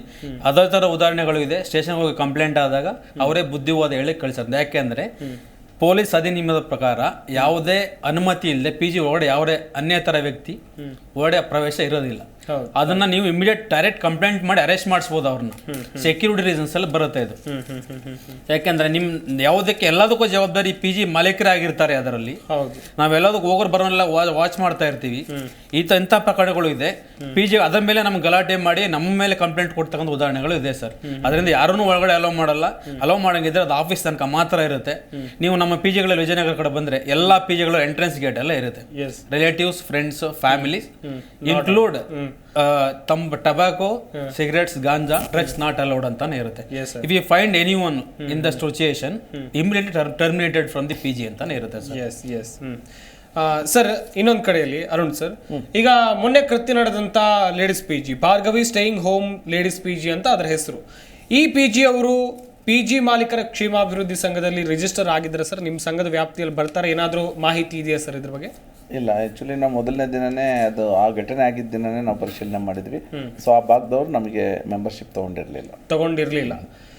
ಎಸ್, ಆದ್ರೂ ಕೂಡ ಕೃತ್ಯ ನಡೆದಿದೆ. ಅಲ್ಲಿ ಸೇಫ್ಟಿ ಮೆಜರ್ಸ್ಗಳನ್ನ ಅವ್ರು ಫಾಲೋ ಮಾಡಿಲ್ಲ ಎನ್ನುವಂಥದ್ದು ವೆರಿ ಕ್ಲಿಯರ್ ಆಗಿ ಗೊತ್ತಾಗ್ತಾ ಇದೆ ಅಲ್ವಾ ಸರ್? ಹೌದು, ಅದನ್ನೇ ನಮ್ಮ ಸ್ನೇಹಿತರು ಕೂಡ ಅದನ್ನ ಖಂಡನೀಯವಾದಂಥದ್ದು. ಯಾರೇ ಆಯ್ತು ತಪ್ಪು ಮಾಡಿದಂಥವ್ರಿಗೆ ಶಿಕ್ಷೆ ಆಗುವಂಥದ್ದು ಖಂಡಿತ. ಬಟ್ ಸಮಯ ಸಂದರ್ಭ ಅನುಸಾರ ಆ ಸಂದರ್ಭ ಯಾಕೆ ಒದಗಿ ಬಂತು ಅನ್ನುವಂಥದ್ದು ಪ್ರಶ್ನೆ. ಯಾಕಂದ್ರೆ 11:30 ಆ ಸಮಯ ಆಗಿದೆ. ಸೊ ಅದನ್ನ ಆ ಟೈಮಲ್ಲಿ ಬಂದ್ ಮಾಡೋಂಥ ಸಮಯ. ಏನಾದರೂ ಅಲ್ಲಿ 24/7 ಏನಾದರೂ ಪರ್ಮಿಷನ್ ತಗೊಂಡು ನೈಟ್ ಶಿಫ್ಟ್ ಅಲ್ಲಿ ಕೆಲಸ ಮಾಡ್ತಕ್ಕಂಥವ್ರು, ನಮ್ಮ ಮೇಲ್ನೋಟಕ್ಕೆ ಅಲ್ಲಿ ಇರ್ತಕ್ಕಂಥವ್ರೆಲ್ಲ ಉದ್ಯೋಗಸ್ಥರು ಅನ್ನುವಂಥ ಮಾಹಿತಿ. ಸೊ ಯಾಕಂದ್ರೆ ಈ ಸ್ಟೂಡೆಂಟ್ಸ್ಗಳು ಇರೋದೆಲ್ಲ ಈ ಕಡೆ ಪಶ್ಚಿಮ ಭಾಗದಲ್ಲೇ ಜಾಸ್ತಿ. ಆ ಕಡೆ ಭಾಗದಲ್ಲಿ IT BT ಸೆಕ್ಷನ್ಸ್ಗಳು, ಕಂಪನಿಗಳು ಜಾಸ್ತಿ ಇರೋದ್ರಿಂದ ಅಲ್ಲಿ ಡೇ ಶಿಫ್ಟ್ ಅಲ್ಲಿ ಇರೋದ್ರೆ, ಯಾಕಂದ್ರೆ ಈಗ ವರ್ಕ್ ಫ್ರಮ್ ಹೋಮ್ ಆಲ್ಮೋಸ್ಟ್ ಹೊರಗಡೆ ಕೆಲಸ ಸ್ಟಾರ್ಟ್ ಆಗಿರೋದ್ರಿಂದ ಸೊ ನೈಟ್ ಶಿಫ್ಟ್ ಹೋಗಿ ಬರೋಂಥವ್ರು ಆ ರೀತಿ ಇರೋಂಥ ಜಾಗದಲ್ಲಿ ಸಂಪೂರ್ಣ ಭದ್ರತೆಗೆ ಬಹಳ ಆದ್ಯತೆ ಕೊಡಬೇಕು. ಯಾಕಂದ್ರೆ ಡೇಗಿನ ನೈಟ್ ಅಂತ ಟೈಮಲ್ಲಿ ಅಕಸ್ಮಾತ್ ನೈಟ್ ಶಿಫ್ಟ್ನವರಿಗೆ ನಾವೇನಾದ್ರೂ ಅನುಮತಿ ಈಗ ನಮ್ಮ ಭಾಗದಲ್ಲಿ ನಾವು ಕೊಡ್ತಾ ಇಲ್ಲ ಅಂತ ಹೇಳ್ಬೋದು. ಬಟ್ ಆ ಭಾಗದಲ್ಲಿ ಯಾಕಂದ್ರೆ ಬೆಂಗಳೂರು ದೊಡ್ಡ ಮಟ್ಟದಲ್ಲಿ ಬೃಹತ್ತಾಗಿ ಬೆಳೆದಿರ್ತಕ್ಕಂಥ ಸಂದರ್ಭ, ಯಾವ ಮೂಲೆಯಲ್ಲಿ ಯಾವ ಸಂದರ್ಭದಲ್ಲಿ ಏನೇನು ನಡೆಯುತ್ತೆ ಅನ್ನುವಂಥದ್ದು ಕೂಡ ಬಹಳ ಪ್ರಶ್ನೆಯಾಗಿ ಉಳಿಯುತ್ತೆ. ಹಾಗಾಗಿ ಎಲ್ಲಿ ಕೆಲಸಕ್ಕೆ ಜಾಸ್ತಿ ಹೋಗ್ತಕ್ಕಂಥ ಹೆಣ್ಣುಮಕ್ಳು ಅಥವಾ ಗಂಡು ಮಕ್ಳು ಇರ್ತಾರೋ ಅಲ್ಲಿ ಹೆಚ್ಚಿನ, ಯಾಕಂದ್ರೆ ಈ ಸಮಯಕ್ಕೆ ಸರಿಯಾಗಿ ಕೆಲವು ಶಿಫ್ಟ್ ವೈಸ್ ಬರೋಂಥವ್ರು ಇರ್ತಾರೆ. ಸ್ಟೂಡೆಂಟ್ಸ್ಗಳಿಗೆ ನಾವು ಹೇಳ್ಬೋದು, ಈಗ ಕಾಲೇಜ್ ಮುಗಿಸ್ಕೊಂಡು ಕೋಚಿಂಗ್ ಕ್ಲಾಸ್ ಮುಗಿಸ್ಕೊಂಡು ಅಥವಾ ಸ್ಟಡಿ ಸೆಂಟರ್ ಮುಗಿಸ್ಕೊಂಡು ಒಂದೇ ಸರಿ ಬಂದ್ಬಿಡಿ, ಒಂದೇ ಸರಿ ಹೋಗಿ ಅಂತ. ಉದ್ಯೋಗಸ್ಥರಿಗೆ ಹೆಂಗೆ ಹೇಳ್ತೀವಿ? ನಿಜ ಹೇಳಕ್ ಆಗಲ್ಲ. ಆ ಸಂದರ್ಭದಲ್ಲಿ ಈಗ ನಾವಲ್ಲಿ ಆ ಜಾಗದಲ್ಲಿ ಉದ್ಯೋಗಸ್ಥರಿರ್ತಕ್ಕಂಥ ಜಾಗದಲ್ಲಿ ನಾವು PG ನಡೆಸ್ತೀವಿ ಅಂದಾಗ ಅದಕ್ಕೂ ಕೂಡ ಆದ್ಯತೆ ಕೊಡಬೇಕು. ಅಕಸ್ಮಾತ್ ಅವರು ಟೈಮಿಂಗ್ಸ್, ಈಗ ಉದಾಹರಣೆಗೆ ಒಂದು 20 ಜನ 10 ಜನ ಒಂದೇ ಶಿಫ್ಟ್ ಅಲ್ಲಿ ಬರೋಂಥವ್ರು PGಗೆ ಸೇರ್ಕೊಂಡಿದ್ರು ಅಂದ್ರೆ ಆ ಸಮಯದಲ್ಲಿ ಎಚ್ಚೆತ್ಕೊಂಡು ಅವರು ರಿಲೀವರ್ ಯಾರು ಇರ್ತಾರೆ ಅಂದ್ರೆ ಅವ್ರನ್ನ ಬಿಟ್ಟು ಹೋಗ್ತಕ್ಕಂಥದ್ದು ಸೆಕ್ಯೂರಿಟಿ ಇದೆ ಕಂಪ್ನಿಗಳಲ್ಲಿ. ಒಂದು ಕ್ಯಾಬಲ್ ಬಂದು ಅವ್ರನ್ನ ರಿಲೀವ್ ಮಾಡ್ಕೊಂಡು ಅಲ್ಲಿ ಸೈನ್ ಮಾಡಿಸ್ಕೊಂಡು ಹೋಗ್ತಕ್ಕಂಥದ್ದು ಕೂಡ ಕೆಲವು ಕಡೆ ನಾವು ನೋಡ್ತಾ ಇದ್ದೀವಿ. ಸೊ ಹಂಗಾಗಿ ಎಲ್ಲೇ ಇರಲಿ ಸರ್, ಎಂಥದೇ ಪರಿಸ್ಥಿತಿ ಬಂದ್ರು ನಾವು ಸುರಕ್ಷತೆಗೆ ಮೊದಲ ಆದ್ಯತೆ ಕೊಟ್ಟು ಸೊ ನಂತರ ಬೇರೆ ವಿಚಾರಗಳಿಗೆ ಕೈ ಹಾಕ್ತಕ್ಕಂಥದ್ದು ಮಾಡಬೇಕಾಗುತ್ತೆ. ಇದೊಂದು ನೀತಿ ಪಾಠ ಅನ್ನೋದಕ್ಕಿಂತ ಮುಖ್ಯವಾಗಿ ಇಂತಹ ಕೃತ್ಯ ಯಾವತ್ತೂ ಕೂಡ ನಾವು ಮುಂದಿನ ದಿನಗಳಲ್ಲಿ ನೋಡಲೇಬಾರ್ದು ಅನ್ನುವಂಥದ್ದು ಮನಸ್ಸು. ಒಂದ್ ಕಡೆಯಲ್ಲಿ ಭದ್ರತೆ ವಿಚಾರ ಬಂದಾಗ ಭದ್ರತೆ ವೆರಿ ಇಂಪಾರ್ಟೆಂಟ್ ಆಗುತ್ತೆ. ಲೇಡೀಸ್ PGಯಲ್ಲಿ ಯಾವ ರೀತಿಯಾದಂಥ ಸೆಕ್ಯೂರಿಟಿ ಇರುತ್ತೆ, ಹಾಗೇನೆ PG ಅವರು ಹಾಕೊಂಡಿರುವಂಥ ರೂಲ್ಸ್ಗಳೇನು, ಈ ರೂಲ್ಸ್ಗಳನ್ನ PGಯಲ್ಲಿ ಇರುವಂಥವ್ರು, PGಯಲ್ಲಿ ವಾಸ ಮಾಡುವವರು ಎಷ್ಟರ ಮಟ್ಟಿಗೆ ಫಾಲೋ ಮಾಡ್ತಾ ಇದ್ದಾರೆ ಎನ್ನುವಂಥ ಪ್ರಶ್ನೆ ಕೂಡ ಇದೆ. ಬಿಹಾರ ಮೂಲದ ಕೃತಿ ಕುಮಾರಿ ಹತ್ಯೆ ಬಳಿಕ PG ಮಾಲೀಕರು ಎಚ್ಚೆತ್ತುಕೊಂಡಿದ್ದಾರೆ, ಭದ್ರತೆಯನ್ನ ಇನ್ನಷ್ಟು ಹೆಚ್ಚುಗೊಳಿಸಿದ್ದಾರೆ. ಆಲ್ರೆಡಿ ಬೆಂಗಳೂರಿನ ಸಾಕಷ್ಟು PGಗಳಲ್ಲಿ ಭದ್ರತೆ ವ್ಯವಸ್ಥೆ ತುಂಬಾ ಚೆನ್ನಾಗಿದೆ. ಆದ್ರೂ ಕೂಡ ಕೆಲವೊಂದಿಷ್ಟು PG ಮಾಲೀಕರ ಬೇಜವಾಬ್ದಾರಿತನ, ಹೇಳ್ದೆ ಕೇಳದೆ PG ನಡೆಸ್ತಾರೆ, ಯಾವ ಸೇಫ್ಟಿ ಮೆಷರ್ಸ್ಗಳನ್ನು ಕೂಡ ಅನುಸರಿಸೋದಿಲ್ಲ, ಯಾರು ಬಂದರೂ ಅಲೌ ಮಾಡ್ತಾರೆ. ಇಂಥ PGಗಳಲ್ಲೇ ಈ ರೀತಿಯಾದಂಥ ಘಟನೆಗಳು ಆಗುತ್ತೆ ಎನ್ನುವಂಥದ್ದಾಗಿ ಒಂದಷ್ಟು ಅಭಿಪ್ರಾಯಗಳು ವ್ಯಕ್ತವಾಗ್ತಾ ಇದೆ. ಮನೋಹರ್ ಸರ್, ಪ್ರಮುಖವಾಗಿ ಒಂದಷ್ಟು ತಿಂಗಳುಗಳ ಹಿಂದೆ ಬೆಂಗಳೂರಿನಲ್ಲಿ ಒಂದು ಕಾನ್ಸೆಪ್ಟ್ ಬಂದಿತ್ತು, ಒಂದಷ್ಟು ದೊಡ್ಡ ಚರ್ಚೆಗೂ ಕೂಡ ಕಾರಣ ಆಗಿತ್ತು, ಕೋ-ಲಿವಿಂಗ್ PG ಎನ್ನುವಂಥದ್ದಾಗಿ. ನಿಜಕ್ಕೂ ಬೆಂಗಳೂರಿನಲ್ಲಿ ಕೋ-ಲಿವಿಂಗ್ PG ಎನ್ನುವಂಥ ಕಾನ್ಸೆಪ್ಟ್ಗೆ ಅವಕಾಶ ಇದೆಯಾ? ಸರ್ಕಾರದಿಂದಾಗಲಿ ಬೇರೆ ಕಡೆಯಿಂದಾಗಲಿ ಪರ್ಮಿಷನ್ ಇದೆಯಾ ಸರ್? ನನಗೆ ತಿಳಿದ ಮಟ್ಟಿಗೆ ಅದ್ರ ಬಗ್ಗೆ ಇನ್ನೂ ಕನ್ಕ್ಲೂಷನ್ ಬರಬೇಕಾಗಿದೆ ಸರ್. ಆ್ಯಕ್ಚುಲಿ ನಾವು ಅದನ್ನು BBMP ಅವರ ಮುಖಾಂತರ ಕೇಳಬೇಕಾಗುತ್ತೆ. ಈಗ ನೀವು ಕ್ರೈಸ್ಟ್ ಕಾಲೇಜ್ ರೋಡ್ಸ್, ಬಂದನಘಟ್ಟ ರೋಡ್ ಈ ಕಡೆ ಎಲ್ಲ ಹೋದ್ರೆ ದೊಡ್ಡದಾಗಿ ಬೋರ್ಡಲ್ಲೇ ಡಿಸ್ಪ್ಲೇ ಮಾಡ್ತಾ ಇದ್ದಾರೆ ಕೋ ಲಿವಿಂಗ್ ಅಂತ. ಅದರಲ್ಲಿ ನಿಮಗೆ ಹುಡುಗ ಹುಡುಗಿ ಇಬ್ಬರು ಒಟ್ಟಿಗೆ 2 ಶೇರಿಂಗ್ಸಲ್ಲಿ ಹುಡುಗ ಒಬ್ಬರಿಗೆ ಒಂದೇ ರೂಮಲ್ಲಿ ಇರ್ತಕ್ಕಂಥ ವ್ಯವಸ್ಥೆ ನಿಮ್ಮ ದೊಡ್ಡ ಬೋರ್ಡ್ಗಳೇ ರಾರಾಜಿಸ್ತಾ ಇದೆ ಆ ಕಡೆ ಎಲ್ಲ. ಕೋಲಿವಿಂಗ್ PG ಅಂತೇಳಿ. ಹೌದು, ಬೆಸರಲ್ಲೇ ಕೋಲಿವ್ ಅಂತ ಬರುತ್ತೆ ನಿಮಗೆ. ಅದು ದೊಡ್ಡದು. ಈಗ PGಗಳಂದ್ರೆ ಮೊದಲು ಒಂದು ಚಿಕ್ಕ ಮಟ್ಟದಲ್ಲಿ ಇದ್ದದ್ದು, ಇದೊಂದು ದೊಡ್ಡ ವ್ಯಾಪಾರೀಕರಣ ಆಗಿದೆ ಸರ್. ಈಗ ಎಲ್ಲ ಕಾರ್ಪೊರೇಟ್ ಲೆವೆಲ್ ಬಂದಿದೆ. ಸ್ಟಾಂಜಾ ಲಿವಿಂಗ್ಸ್, ಹೌದು, ಮತ್ತೆ ಕೋ ಲಿವಿಂಗ್ಸ್ ಅಂತ ತುಂಬಾ ಕಾರ್ಪೊರೇಟ್ ಸಂಸ್ಥೆಗಳೆಲ್ಲ ಬಂದಿದೆ ಈಗ. ಅದು ನಮ್ಗಿನ್ನೂ ನಮ್ಮ ಸಂಘಕ್ಕೂ ಯಾವುದೇ ರೀತಿಯಾದಂಥ ನಿದರ್ಶನಗಳು ಬಂದಿಲ್ಲ. ಅದು ಆ್ಯಕ್ಚುಲಿ ಅದು ಅಪ್ರೂವ್ ಆಗಿದೆಯಾ ಇಲ್ಲ ಅಂತ ಇನ್ನೂ ನಮ್ಗೆ ಕನ್ಫರ್ಮೇಷನ್ ಇಲ್ಲ. ನಾವು BBMP ಅವ್ರ ಮುಖಾಂತರ ಅದನ್ನು ಕೇಳಿ ತಿಳ್ಕೊಬೇಕಂತ ಇದು ಮಾಡಬೇಕಾಗಿದೆ ಸರ್ ಈಗ.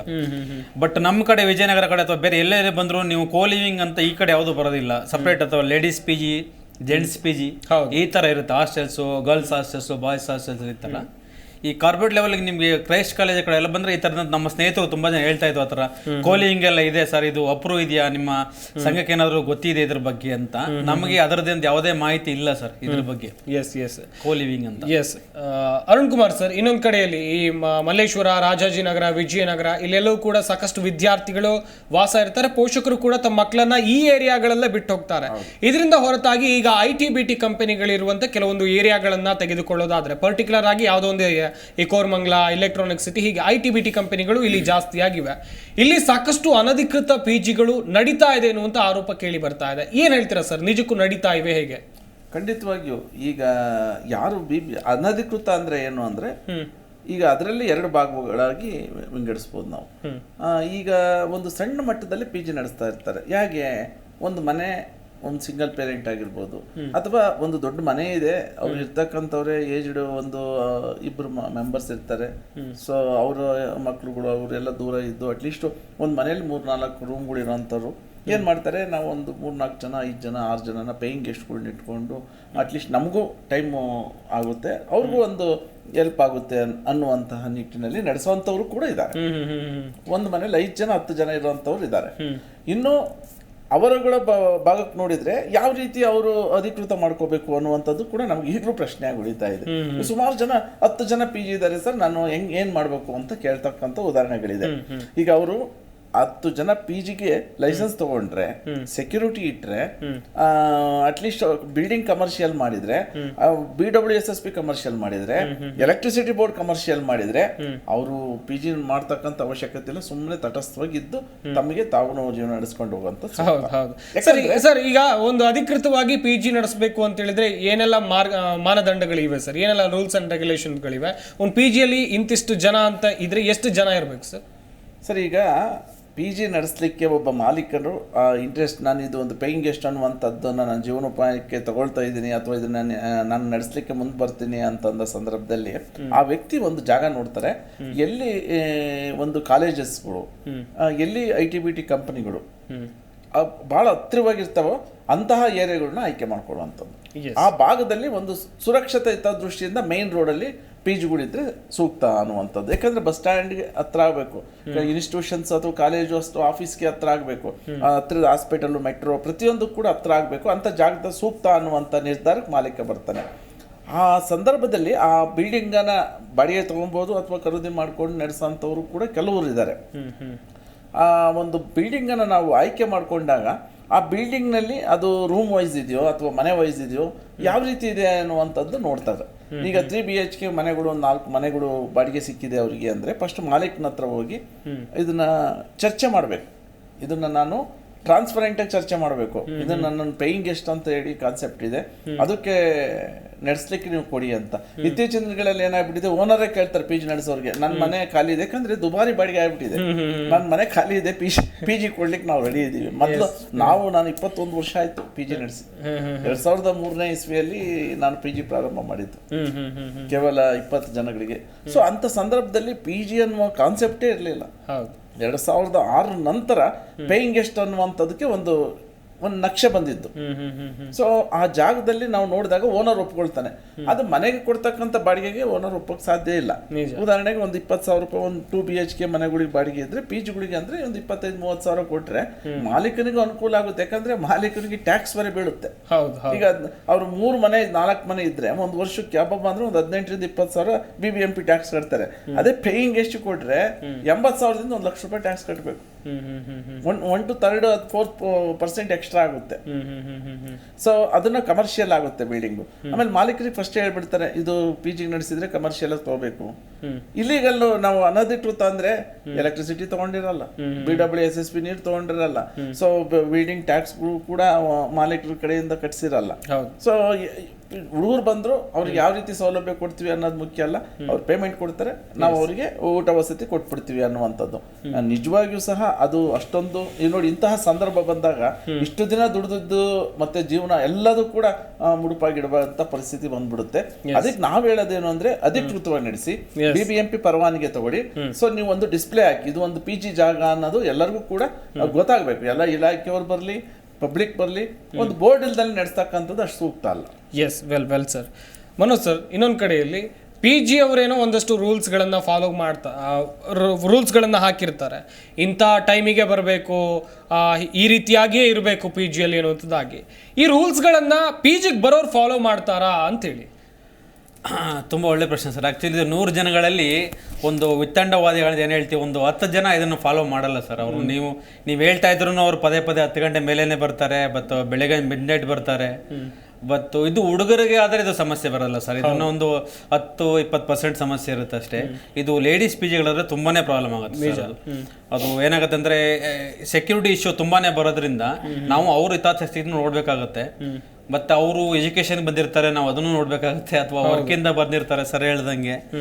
ಬಟ್ ಅದು ಈ ಕೆಲವೊಂದು ಸಂಸ್ಥೆಗಳಲ್ಲಿ ಕೆಲಸ ಮಾಡ್ತಕ್ಕಂಥ ಲೇಡೀಸ್ಗಳಿದ್ರೆ ಅವರಿಗೆ ಎಸ್ಕಾರ್ಟ್ ವ್ಯವಸ್ಥೆ ಇರುತ್ತೆ ಜೊತೆಗೆ. ಅಂತ ಇದುಗಳಲ್ಲಿ ನಮಗೆ ಫಸ್ಟ್ ಏನ್ ಇನ್ಫಾರ್ಮೇಶನ್ ಇರುತ್ತೆ ಅವರು ಮಿಡ್ನೈಟ್ 3 ಗಂಟೆ ಬರ್ತಾರೆ ಅಂತ ಕೇಸ್ಗಳಲ್ಲಿ ಸೆಕ್ಯೂರಿಟಿ ತರ ಅವ್ರ ಹತ್ರ ಒಂದು ಕೀ ಇರುತ್ತೆ. ಇಲ್ಲ ಅಂತಂದ್ರೆ ಅವ್ರು ಯಾರೋ ಡ್ರಾಪ್ ತಗೊಂತಾರೆ 3 ಗಂಟೆಗೆ, ಅವ್ರ ಹತ್ರ ಒಂದು ಕೀ ಇರುತ್ತೆ. ಕೆಲವು ಈ ಕೇಸ್ಗಳು ತುಂಬಾ ವಿರಳ, ಅಪರೂಪ. ಒಂದು PGಲಿ ಒಬ್ರು ಇಬ್ರು ಇದ್ರೆ ಹೆಚ್ಚು. ಕಾರ್ಪೊರೇಟ್ ಲೆವೆಲ್ ಅಲ್ಲಿ ಕೆಲಸ ಮಾಡೋರು ಆಲ್ಮೋಸ್ಟ್ ವಿಜಯನಗರ ಕಡೆ ಬಂದ್ರೆ ನೀವು ತುಂಬಾ ವಿದ್ಯಾರ್ಥಿಗಳೇ ಜಾಸ್ತಿ ಅಲ್ಲಿ.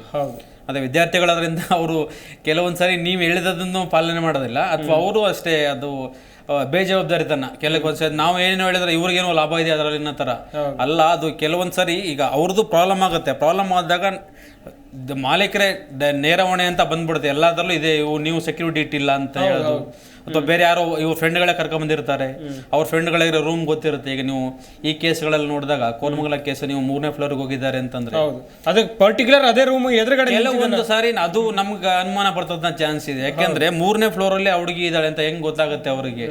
ಈ ತರ ಕೇಸಸ್ ಆಗೋದು. ಈಗ ನೀವು ಫ್ರೆಂಡ್ಗಳನ್ನ ಅಲೋ ಮಾಡಿದಾಗ ಈಗ ಮಾಲೀಕರಿಗಾಗ್ಲಿ ಅಥವಾ ಸೆಕ್ಯೂರಿಟಿಗೆ ಯಾರಿಗೂ ಗೊತ್ತಿರೋದಿಲ್ಲ ವಿಷಯ, ಅವ್ರ ಮೇಲೆ ಹೋಗಿರ್ತಾರೆ, ಫಸ್ಟ್ ಕರ್ಕೊಂಡು ರೂಮಲ್ಲಿ ಇಟ್ಟಿರ್ತಾರೆ. ಕೆಲವೊಂದು ಕೇಸಲ್ಲಿ ನಾವು ವಿಸಿಟ್ ಕೊಟ್ಟಾಗ, ಈಗ ನಿನ್ನೆ ಒಂದು ನಮ್ದು ಸಭೆ ಆಯಿತು PG ಮಾಲೀಕರ ಕ್ಷೇಮಾಭಿವೃದ್ಧಿ ಸಂಘದ ಸದಸ್ಯಗಳೆಲ್ಲ ಒಂದು 70-80 ಜನ ಅಂತ ಭಾಗವಹಿಸಿದ ಸಂದರ್ಭ. ಇದರಲ್ಲಿ ನಾವು ಡಿಸ್ಕಸ್ ಮಾಡಿದ್ವಿ ನಾವು ಭದ್ರತೆಯನ್ನು ಇನ್ನು ಎಷ್ಟು ಜಾಸ್ತಿ ಇಂಪ್ರೂವ್ ಮಾಡ್ಬೋದು, ಯಾವುದೇ ರೀತಿಯಲ್ಲಿ ತುಂಬಾ ಸಜೆಷನ್ಸ್ ಎಲ್ಲ ಬಂತು. ಬಯೋಮೆಟ್ರಿಕ್ ಇರಬೇಕು, ಬಯೋಮೆಟ್ರಿಕ್ ಜೊತೆಗೆ ನಿಮಗೆ ಆಕ್ಸೆಸ್ ಕಾರ್ಡ್ಸು ಅಥವಾ ತಮ್ಮ ಇಂಪ್ರೆಷನ್ ಅಥವಾ ಫೇಸ್ ರೆಕಾಗ್ನೇಷನ್ಸು ಈ ತರ, ಮತ್ತೆ ಸೆಕ್ಯೂರಿಟಿ ಇರಲೇಬೇಕು ಮಸ್ಟ್ ಅಂಡ್ ಶುಡ್, ಇದನ್ನು ಮಾಡಿ ಅಂತ. ಮತ್ತೆ ಈಗ CP+ ಯಾವುದೋ ಒಂದು ಕ್ಯಾಮ್ರಾ ಬಂದಿದೆ, ಈಸಿ ಕ್ಯಾಮ್ ಅಂತೇಳಿ. ಅದು ನಿಮಗೆ ಯಾರಾದರೂ ಅನ್ಯ ವ್ಯಕ್ತಿ ನಿಮಗೆ ಸ್ಕ್ಯಾನ್ ಮಾಡುತ್ತೆ ಅದ್ರ ಫೇಸ್ನ, ಅದನ್ನ ಫೇಸ್ ಸ್ಕ್ಯಾನ್ ಮಾಡೋದು ನಿಮಗೆ ನಿಮ್ಮ ಅಟೆಂಡೆನ್ಸ್ ಅಲ್ಲಿ ಅಥವಾ ನೀವು ಫಸ್ಟ್ ಸ್ಕ್ಯಾನ್ ಮಾಡ್ತಕ್ಕಂಥ ಪಾರ್ಟಿ ಇರಲಿಲ್ಲ ಅಂತ ಅದು ನಿಮ್ಗೆ ವಾರ್ನಿಂಗ್ ಕೊಡುತ್ತೆ. ಲೈಕ್ ಒಂದು ರೆಡ್ ಇದರಲ್ಲಿ ಸೈರನ್ ವಾರ್ನಿಂಗ್ ತರ ಬರುತ್ತೆ, ಯಾರೋ ಬೇರೆಯವರು ಎಂಟರ್ ಆಗ್ತಾ ಇದ್ದಾರೆ PGಗೆ, ಇದನ್ನು ಗಮನಿಸೋದಾಗ್ಲಿ, ಮತ್ತೆ ಸೆಕ್ಯೂರಿಟಿಗಳಿಗೆ ಇನ್ಫಾರ್ಮ್ ಮಾಡೋದಾಗ್ಲಿ. ಈಗ ಒಂದು ಶಿಫ್ಟ್ ಮಾಡ್ತಕ್ಕಂಥ ಕೆಲವೊಂದು PGಗಳಲ್ಲಿ ಏನ್ ಮಾಡ್ತಾ ಇದ್ದಾರೆ, ನೈಟ್ ಸೆಕ್ಯೂರಿಟಿ ಹಾಕಿರ್ತಾರೆ, ಬೆಳಿಗ್ಗೆ ಹಾಕಿರೋದಿಲ್ಲ, ಅವಶ್ಯಕತೆ ಇರಲ್ಲ ಅಂತ. ಇಂಥ ಘಟನೆಗಳು ನಾವು ಇನ್ನೂ ತುಂಬಾ ಮುಂಜಾಗ್ರತೆ ವಹಿಸ್ಬೇಕು ಸರ್, ಮಾಡಬೇಕು ಅಂತೇಳಿ ಇದು ಮಾಡಿದ್ವಿ. ಎಸ್ ಅರುಣ್ ಸರ್, ಇನ್ನೊಂದು ಕಡೆಯಲ್ಲಿ ಈಗ 24/7 PGಯನ್ನು ನಡೆಸೋಕೆ ಅನುಮತಿ ಇದೆಯಾ ಸರ್ ಸರ್ಕಾರದಿಂದ, ಅಥವಾ ಬೇರೆ ಬೇರೆ ಇದರಿಂದ ರೂಲ್ಸ್ಗಳ ಪ್ರಕಾರ ನಡೆಸೋಕೆ ಅನುಮತಿ ಇದೆಯಾ ಸರ್ ಒಂದು ದಿನದ ಪೂರ್ತಿಯಾಗಿ ಅಂತ ಹೇಳಿದ್ರೆ ಎಂಟ್ರಿ ಎಕ್ಸಿಟ್ ವಿಚಾರಕ್ಕೆ ಬರೋದಾದ್ರೆ? ಅಲ್ಲ, ಈಗ PGಗಳು ರನ್ ಆಗೋದೇ 24 ಅವರ್ ಅಲ್ಲ, ವಸತಿಗೆ ಎಂಟ್ರಿ ಕೊಡ್ಲಿಕ್ಕೆ ಪರ್ಮಿಷನ್ ಇದೆಯಾ ಅನ್ನುವಂಥದ್ದು ಇದು ಪ್ರಶ್ನೆ. ಹೌದು, ಕೆಲ ಭಾಗದಲ್ಲಿ ಅದೇ. ಈಗ ಏನಾಗಿದೆ, ಇದು ಮೆಟ್ರೋ ಸಿಟಿ. ಹೌದು, ಈಗ ನಾವು ಡೆಲ್ಲಿ ಬಾಂಬೆ ಇಲ್ಲೆಲ್ಲ ನೋಡಿದಂಥ ಸಂದರ್ಭದಲ್ಲಿ ಈಗ ಮಾರ್ಕೆಟ್ ಕೂಡ ರಾತ್ರಿ ಹೊತ್ತು ಓಪನ್ ಆಗುವಂಥದ್ದು ಆಗಿದೆ. ಸೊ ಇಂಥ ಸಂದರ್ಭದಲ್ಲಿ ಆ ಮಾಲೀಕರ ಮೇಲೆ ಅದರ ಹೊರೆ ಇರುತ್ತೆ. ಸರ್, ಒಂದು ವಿಚಾರ ಪ್ರಸ್ತಾಪ ಮಾಡೋಕೆ ಇಷ್ಟಪಡ್ತೀನಿ ಸರ್. ಇಲ್ಲಿ ಬೆಂಗಳೂರಿನಲ್ಲಿ ಸರ್ಕಾರದ ವತಿಯಿಂದಲೇ ನೈಟ್ ಲೈಫ್ ಆರಂಭ ಆಗುತ್ತೆ ಸರ್. ಈ ನೈಟ್ ಲೈಫ್ ಆರಂಭ ಆಗಬೇಕು ಅಂತ ಹೇಳಿದ್ರೆ ಅಲ್ಲಿಗೆ ಜನರೇ ಹೋಗಬೇಕು. ಜನ ಎಲ್ಲ ಮನೆಯಿಂದನೇ ಹೋಗ್ತಾರೆ ಸರ್. ಈ PG ಹಾಸ್ಟೆಲ್ ಅಲ್ಲಿ ಇರೋರು ಹೋಗಿ ಹೋಗ್ತಾರೆ. ಸರ್ವೇ ಸಾಮಾನ್ಯ ಅಂತ ಪರಿಸ್ಥಿತಿ ಬಂದಾಗ ಅದೇ ಹೇಳ್ತಾ ಇದೀವಲ್ಲ, ಭದ್ರತೆಗೆ ಆದ್ಯತೆ ಕೊಟ್ಟು ಜವಾಬ್ದಾರಿಯಿಂದ ನಡೆಸಿದ್ರೆ ಮಾತ್ರ ಅಂತ PGಗಳು ಬಹಳ ಉತ್ತಮವಾಗಿ ನಡೀಲಿಕ್ಕೆ ಸಾಧ್ಯ. ಸೊ ಅದರ ಏನೇ ಸಂದರ್ಭ ಹೆಂಗೇ ಇರಲಿ, ಬಟ್ ಭದ್ರತೆಗೆ ಮಾಲೀಕರು ಆದ್ಯತೆ ಕೊಡಬೇಕಾಗುತ್ತೆ. ಆಮೇಲೆ ಬರ್ತಕ್ಕಂಥವ್ರು ಮತ್ತೆ ಹೋಗ್ತಕ್ಕಂಥವ್ರ ಮೇಲೆ ಸಂಪೂರ್ಣ ನಿಗಾ ವಹಿಸ್ಕೊಂಡು ಕೆಲಸ ಮಾಡಬೇಕಾಗಿರೋದು ಬಹಳ ಮುಖ್ಯವಾಗಿ ಇಲ್ಲಿ ಕಂಡು ಬರ್ತಾ ಇದೆ. ಎಸ್, ಕೊನೆಯದಾಗಿ ಕೋರಮಂಗಲದ ಪ್ರಕರಣದ ಬಗ್ಗೆ ಏನ್ ಹೇಳ್ತೀರಾ ಸರ್, ಚುಟುಕಾಗಿ ಹೇಳೋದಾದ್ರೆ? ಸರ್, ಇದು ನಿಜವಾಗಿಯೂ ಖಂಡನೀಯ. ಇಂತಹ ಕೃತ್ಯ ನಮಗೂ ಕೂಡ ಬಹಳ ನೋವು ಮತ್ತು ಆತಂಕ ತಂದಿದೆ. ಇಂತಹ ಕೃತ್ಯ ಯಾವತ್ತೂ ಕೂಡ ನಮ್ಮ ಬೆಂಗಳೂರು ನಗರದಲ್ಲಿ ನಡೀತಕ್ಕಂಥದ್ದು ಆಗಬಾರ್ದು ಅನ್ನುವಂಥದ್ದು. ಮತ್ತೆ ಈ ಸಂದರ್ಭದಲ್ಲಿ ಈ ಪೊಲೀಸ್ ತನಿಖೆಯಿಂದ, ಯಾಕಂದ್ರೆ ಇವತ್ತು ಅವ್ರು ಕಾನೂನಿನಿಂದ ತಪ್ಪಿಸ್ಕೊಂಡಿಕ್ಕೆ ಸಾಧ್ಯ ಇಲ್ಲ. ಸೊ ಸಂಬಂಧಪಟ್ಟ ಏನು ಕೃತ್ಯ ಎಸಗಿದಾರೋ ಅಂಥವ್ರಿಗೆ, ತಪ್ಪಿತಸ್ಥರು ಏನಿದಾರೋ ಅವರಿಗೆ ಕಠಿಣ ಶಿಕ್ಷೆ ಆಗೋದ್ರ ಜೊತೆಗೆ ಒಂದು ಪಾಠ ಆಗಬೇಕು. ಮುಂದೆ ಯಾರು ಕೂಡ ಇಂತಹದಕ್ಕೆ ಕೈ ಹಾಕಬಾರ್ದು. ಆಮೇಲೆ PGಗಳ ಸುರಕ್ಷತೆ ಬಗ್ಗೆ ಪ್ರತಿ ವಾಸಿಗಳು ಕೂಡ ಜಾಗೃತರಾಗಬೇಕು. PGಯಲ್ಲಿ ವಾಸ ಮಾಡ್ತಕ್ಕಂಥವ್ರು ಕೂಡ ಜಾಗೃತರಾಗಬೇಕು. ಯಾಕಂದ್ರೆ ಅವ್ರು ಇರ್ತಕ್ಕಂಥವ್ರು, ಯಾಕಂದ್ರೆ PGನಲ್ಲಿ ಸ್ಟ್ರಾಂಗ್ನೆಸ್ ಜಾಸ್ತಿ. ಈಗ ಅಕಸ್ಮಾತ್ ಒಂಟಿಯಾಗಿ ನಾನು ಜೀವನ ಮಾಡ್ತೀನಿ ಅಂದ್ರೆ ಅದು ಕಷ್ಟ. ಒಂದು ಹುಡುಗಿ ಅಥವಾ ಒಂದು ಹುಡುಗ ನಾನು ಇಂಡಿವಿಜುವಲ್ ಆಗಿ ರೂಮ್ ಮಾಡ್ಕೊಂಡಿರ್ತೀನಿ ಅಂದ್ರೆ, ಸೊ ಸಮಸ್ಯೆಗಳು ಬಂದ್ರೆ ನೋಡಂತವ್ರು PG ಸೆಕ್ಯೂರಿಟಿ ಕೊಡಿ, ನೀವು CC ಕ್ಯಾಮ್ರಾ ಕೊಡಿ, ಅದು ಎಲ್ಲದೂ ಹೇಳ್ತೀರಾ. ಸೊ ಅವರೆಲ್ಲರೂ ಡಿವೈಡ್ ಮಾಡ್ಕೊಂಡು ಒಂದೊಂದು ಮನೆಯಲ್ಲೂ 2-3-4 ಜನ ಡಿವೈಡ್ ಆದ್ರೆ ಅಲ್ಲಿ ದುಬಾರಿ ಮೊತ್ತದ ರೆಂಟ್ ಕಟ್ಟಬೇಕು, ಅಡ್ವಾನ್ಸ್ ಕಟ್ಟಬೇಕು. ಅಲ್ಲಿ ಎಷ್ಟು ಮಟ್ಟಿಗೆ ಸುರಕ್ಷತೆ ಇರುತ್ತೆ ಮನೆಗಳಿಗೂ ಅನ್ನುವಂಥದ್ದು ನೋಡ್ಬೇಕಾಗುತ್ತೆ. ಹಂಗಾಗಿ ವಾಸಿಗಳು ಕೂಡ ಜಾಗೃತೆಗೊಳಿಸ್ಕೊಂಡು ಮಾಲೀಕರು ಕೂಡ ಇದರಿಂದ ಮುಂಜಾಗ್ರತಾ ಕ್ರಮಗಳನ್ನ ಕೈಗೊಂಡು ಉತ್ತಮವಾಗಿ ಸರ್ವಿಸ್ ಕೊಡ್ಲಿಕ್ಕೆ ಪ್ರತಿಯೊಬ್ಬರು ಪಣ ತೊಡಬೇಕು ಅನ್ನುವಂತ ಮಾತನ್ನು ನಾನು ಕೊನೆಯದಾಗಿ ಹೇಳಲಿಕ್ಕೆ ಇಷ್ಟಪಡ್ತೇನೆ. ಮನೋಹರ್ ಸರ್, ಕೊನೆಯದಾಗಿ ಚುಟುಕಾಗಿ. ಸರ್, ಇಲ್ಲದೆ ನಾವು ಭದ್ರತಾ ವ್ಯವಸ್ಥೆನ ತುಂಬಾನೇ ಇಂಪ್ರೂವ್ ಮಾಡ್ಕೋಬೇಕಾಗುತ್ತೆ ಸರ್. ಯಾಕಂದ್ರೆ ಫ್ಯೂಚರ್ಗಳಲ್ಲಿ ಇದು ಈ ಥರ ಘಟನೆ ಮತ್ತೆ ಮರುಕಳಿಸಬಾರ್ದು ಅಂತಾನೆ ನಾವು ದೇವರಲ್ಲೂ ಕೂಡ ಕೇಳ್ಕೋಬೇಕಾದ ಪರಿಸ್ಥಿತಿ ಈಗ ಬೆಂಗಳೂರಿಗೆ ಬಂದಿದೆ. ಇಡೀ PG ಇದು ಒಂದೇನು ಇತಿಹಾಸ ಇದೆ, ಮೊದಲ ಬಾರಿಗೆ ಈ ಥರದ್ದು ಕೆಟ್ಟ ಇದಾಗಿದೆ, ಘಟನೆ ಆಗ ಹೋಗಿದೆ. ಇದು ಯಾರೋ ಒಬ್ರು ಮಾಡೋ ತಪ್ಪದಿಂದ ಇಡೀ ಉದ್ಯಮಕ್ಕೆ ಒಂದು ಹೊಡೆತ ಬೀಳ್ತಕ್ಕಂಥ ನಿಜ ಇದಿದೆ ಸರ್. ಇದರಿಂದ ಅವರು ನಮ್ಮ ಸರ್ ಹೇಳ್ದಂಗೆ ನಾವು ಭದ್ರತಾ ಇದ್ರ ಮೇಲೆ ತುಂಬಾನೇ ಕೆಲಸ ಮಾಡಬೇಕಾಗುತ್ತೆ. ಮತ್ತೆ PG ವಾಸಿಗಳು ಅಷ್ಟೇ, ಅವರು ತಮ್ಮ ಕೇರ್ಗಳಲ್ಲಿ ತಾವು ಇರಬೇಕಾಗುತ್ತೆ. ತುಂಬಾ ಅವರು ನಮಗೆ ಸಹಕಾರ ಕೊಟ್ಟರೆ ಇದನ್ನು ನಾವು ಕಂಟಿನ್ಯೂ ಮಾಡೋಕ್ಕೆ ಸಾಧ್ಯ ಸರ್, ಯಾವುದೇ ಒಂದು ಉದ್ಯಮ ಆಗಿರ್ಬೋದು. ವೆಲ್, ಚರ್ಚೆಯಲ್ಲಿ ಭಾಗಿಯಾಗಿದ್ದಕ್ಕಾಗಿ ಅರುಣ್ ಕುಮಾರ್ ಸರ್ ಧನ್ಯವಾದಗಳು. ಮನೋಹರ್ ಸರ್, ನಿಮಗೂ ಕೂಡ ಧನ್ಯವಾದಗಳು. ಸಾಕಷ್ಟು ಮಾಹಿತಿಯನ್ನು ಕೊಟ್ರಿ. ನೋಡಿದ್ರಲ್ಲ ವೀಕ್ಷಕರೇ, ಬೆಂಗಳೂರಿನ PGಗಳಲ್ಲಿ ಲೇಡೀಸ್ PG ಆಗಲಿ, ಬಾಯ್ಸ್ PG ಆಗಲಿ ಎಷ್ಟರ ಮಟ್ಟಿಗೆ ಸೇಫ್ ಇದೆ ಎನ್ನುವಂಥದ್ದಾಗಿ PG ಮಾಲೀಕರ ಸಂಘದವರು ಕೂಡ ನಮ್ಮ ಈ ಚರ್ಚೆಯಲ್ಲಿ ಭಾಗಿಯಾಗಿ ಸಾಕಷ್ಟು ಮಾಹಿತಿಯನ್ನು ಕೊಟ್ಟರು. ಬೆಂಗಳೂರಿನ PGಗಳು ಸೇಫ್ ಆಗಿದೆ. ಹಾಗೆಯೇ ಅಲ್ಲಿ ಕೆಲವೊಂದಿಷ್ಟು ಕಟ್ಟುನಿಟ್ಟಿನ ರೂಲ್ಸ್ ಆ್ಯಂಡ್ ರೆಗ್ಯುಲೇಷನ್ಗಳು ಇವೆ. PGಗೆ ಬರೋರು ಕೂಡ ಇದನ್ನು ಫಾಲೋ ಮಾಡಬೇಕು. ಇದರ ಹೊರತಾಗಿ ಕೆಲವೊಂದಿಷ್ಟು IT BT ನಗರಗಳು ಏನಿವೆ ಅಲ್ಲಿ ಕೆಲವೊಂದಿಷ್ಟು ಮಾನದಂಡಗಳು ಅನುಸರಿಸ್ತಾ ಇಲ್ಲ PG ಮಾಲೀಕರು. ಇದರಿಂದಲೇ ಈ ರೀತಿಯಾದಂಥ ಕೃತ್ಯಗಳು ಆಗ್ತಾ ಇದೆ. ಕೋರಮಂಗಲದ ಪ್ರಕರಣದಲ್ಲಿ ಗಮನಿಸ್ತಾ ಹೋಗೋದಾದ್ರೆ ಇಲ್ಲಿ ಭದ್ರತಾ ವೈಫಲ್ಯ ಎದ್ದು ಕಾಣ್ತಾ ಇದೆ. ಕಾದ್ ನೋಡೋಣ, ಪೊಲೀಸರು ತನಿಖೆಯನ್ನ ನಡೆಸ್ತಾ ಇದ್ದಾರೆ, ಆರೋಪಿಯನ್ನ ಬಂಧಿಸಿದ್ದಾರೆ. ಒಟ್ಟಿನಲ್ಲಿ ಕೃತಿ ಕುಮಾರಿ ಕೊಲೆಯಾಗಿ ಹೋಗಿದ್ದಾಳೆ. ಮುಂದಿನ ಹಂತದಲ್ಲಿ ಈಕೆಯ ಕೊಲೆಗೆ ಅಸಲಿ ಕಾರಣ ಕೂಡ ಗೊತ್ತಾಗಲಿದೆ. ಇದಾಗಿತ್ತು ಇವತ್ತಿನ ಚರ್ಚಾ ವಿಷಯ. ನೋಡ್ತಾ ಇರಿ ಜಿ ಕನ್ನಡ ನ್ಯೂಸ್, ಸತ್ಯವೇ ಸುದ್ದಿಯ ಜೀವಾಳ.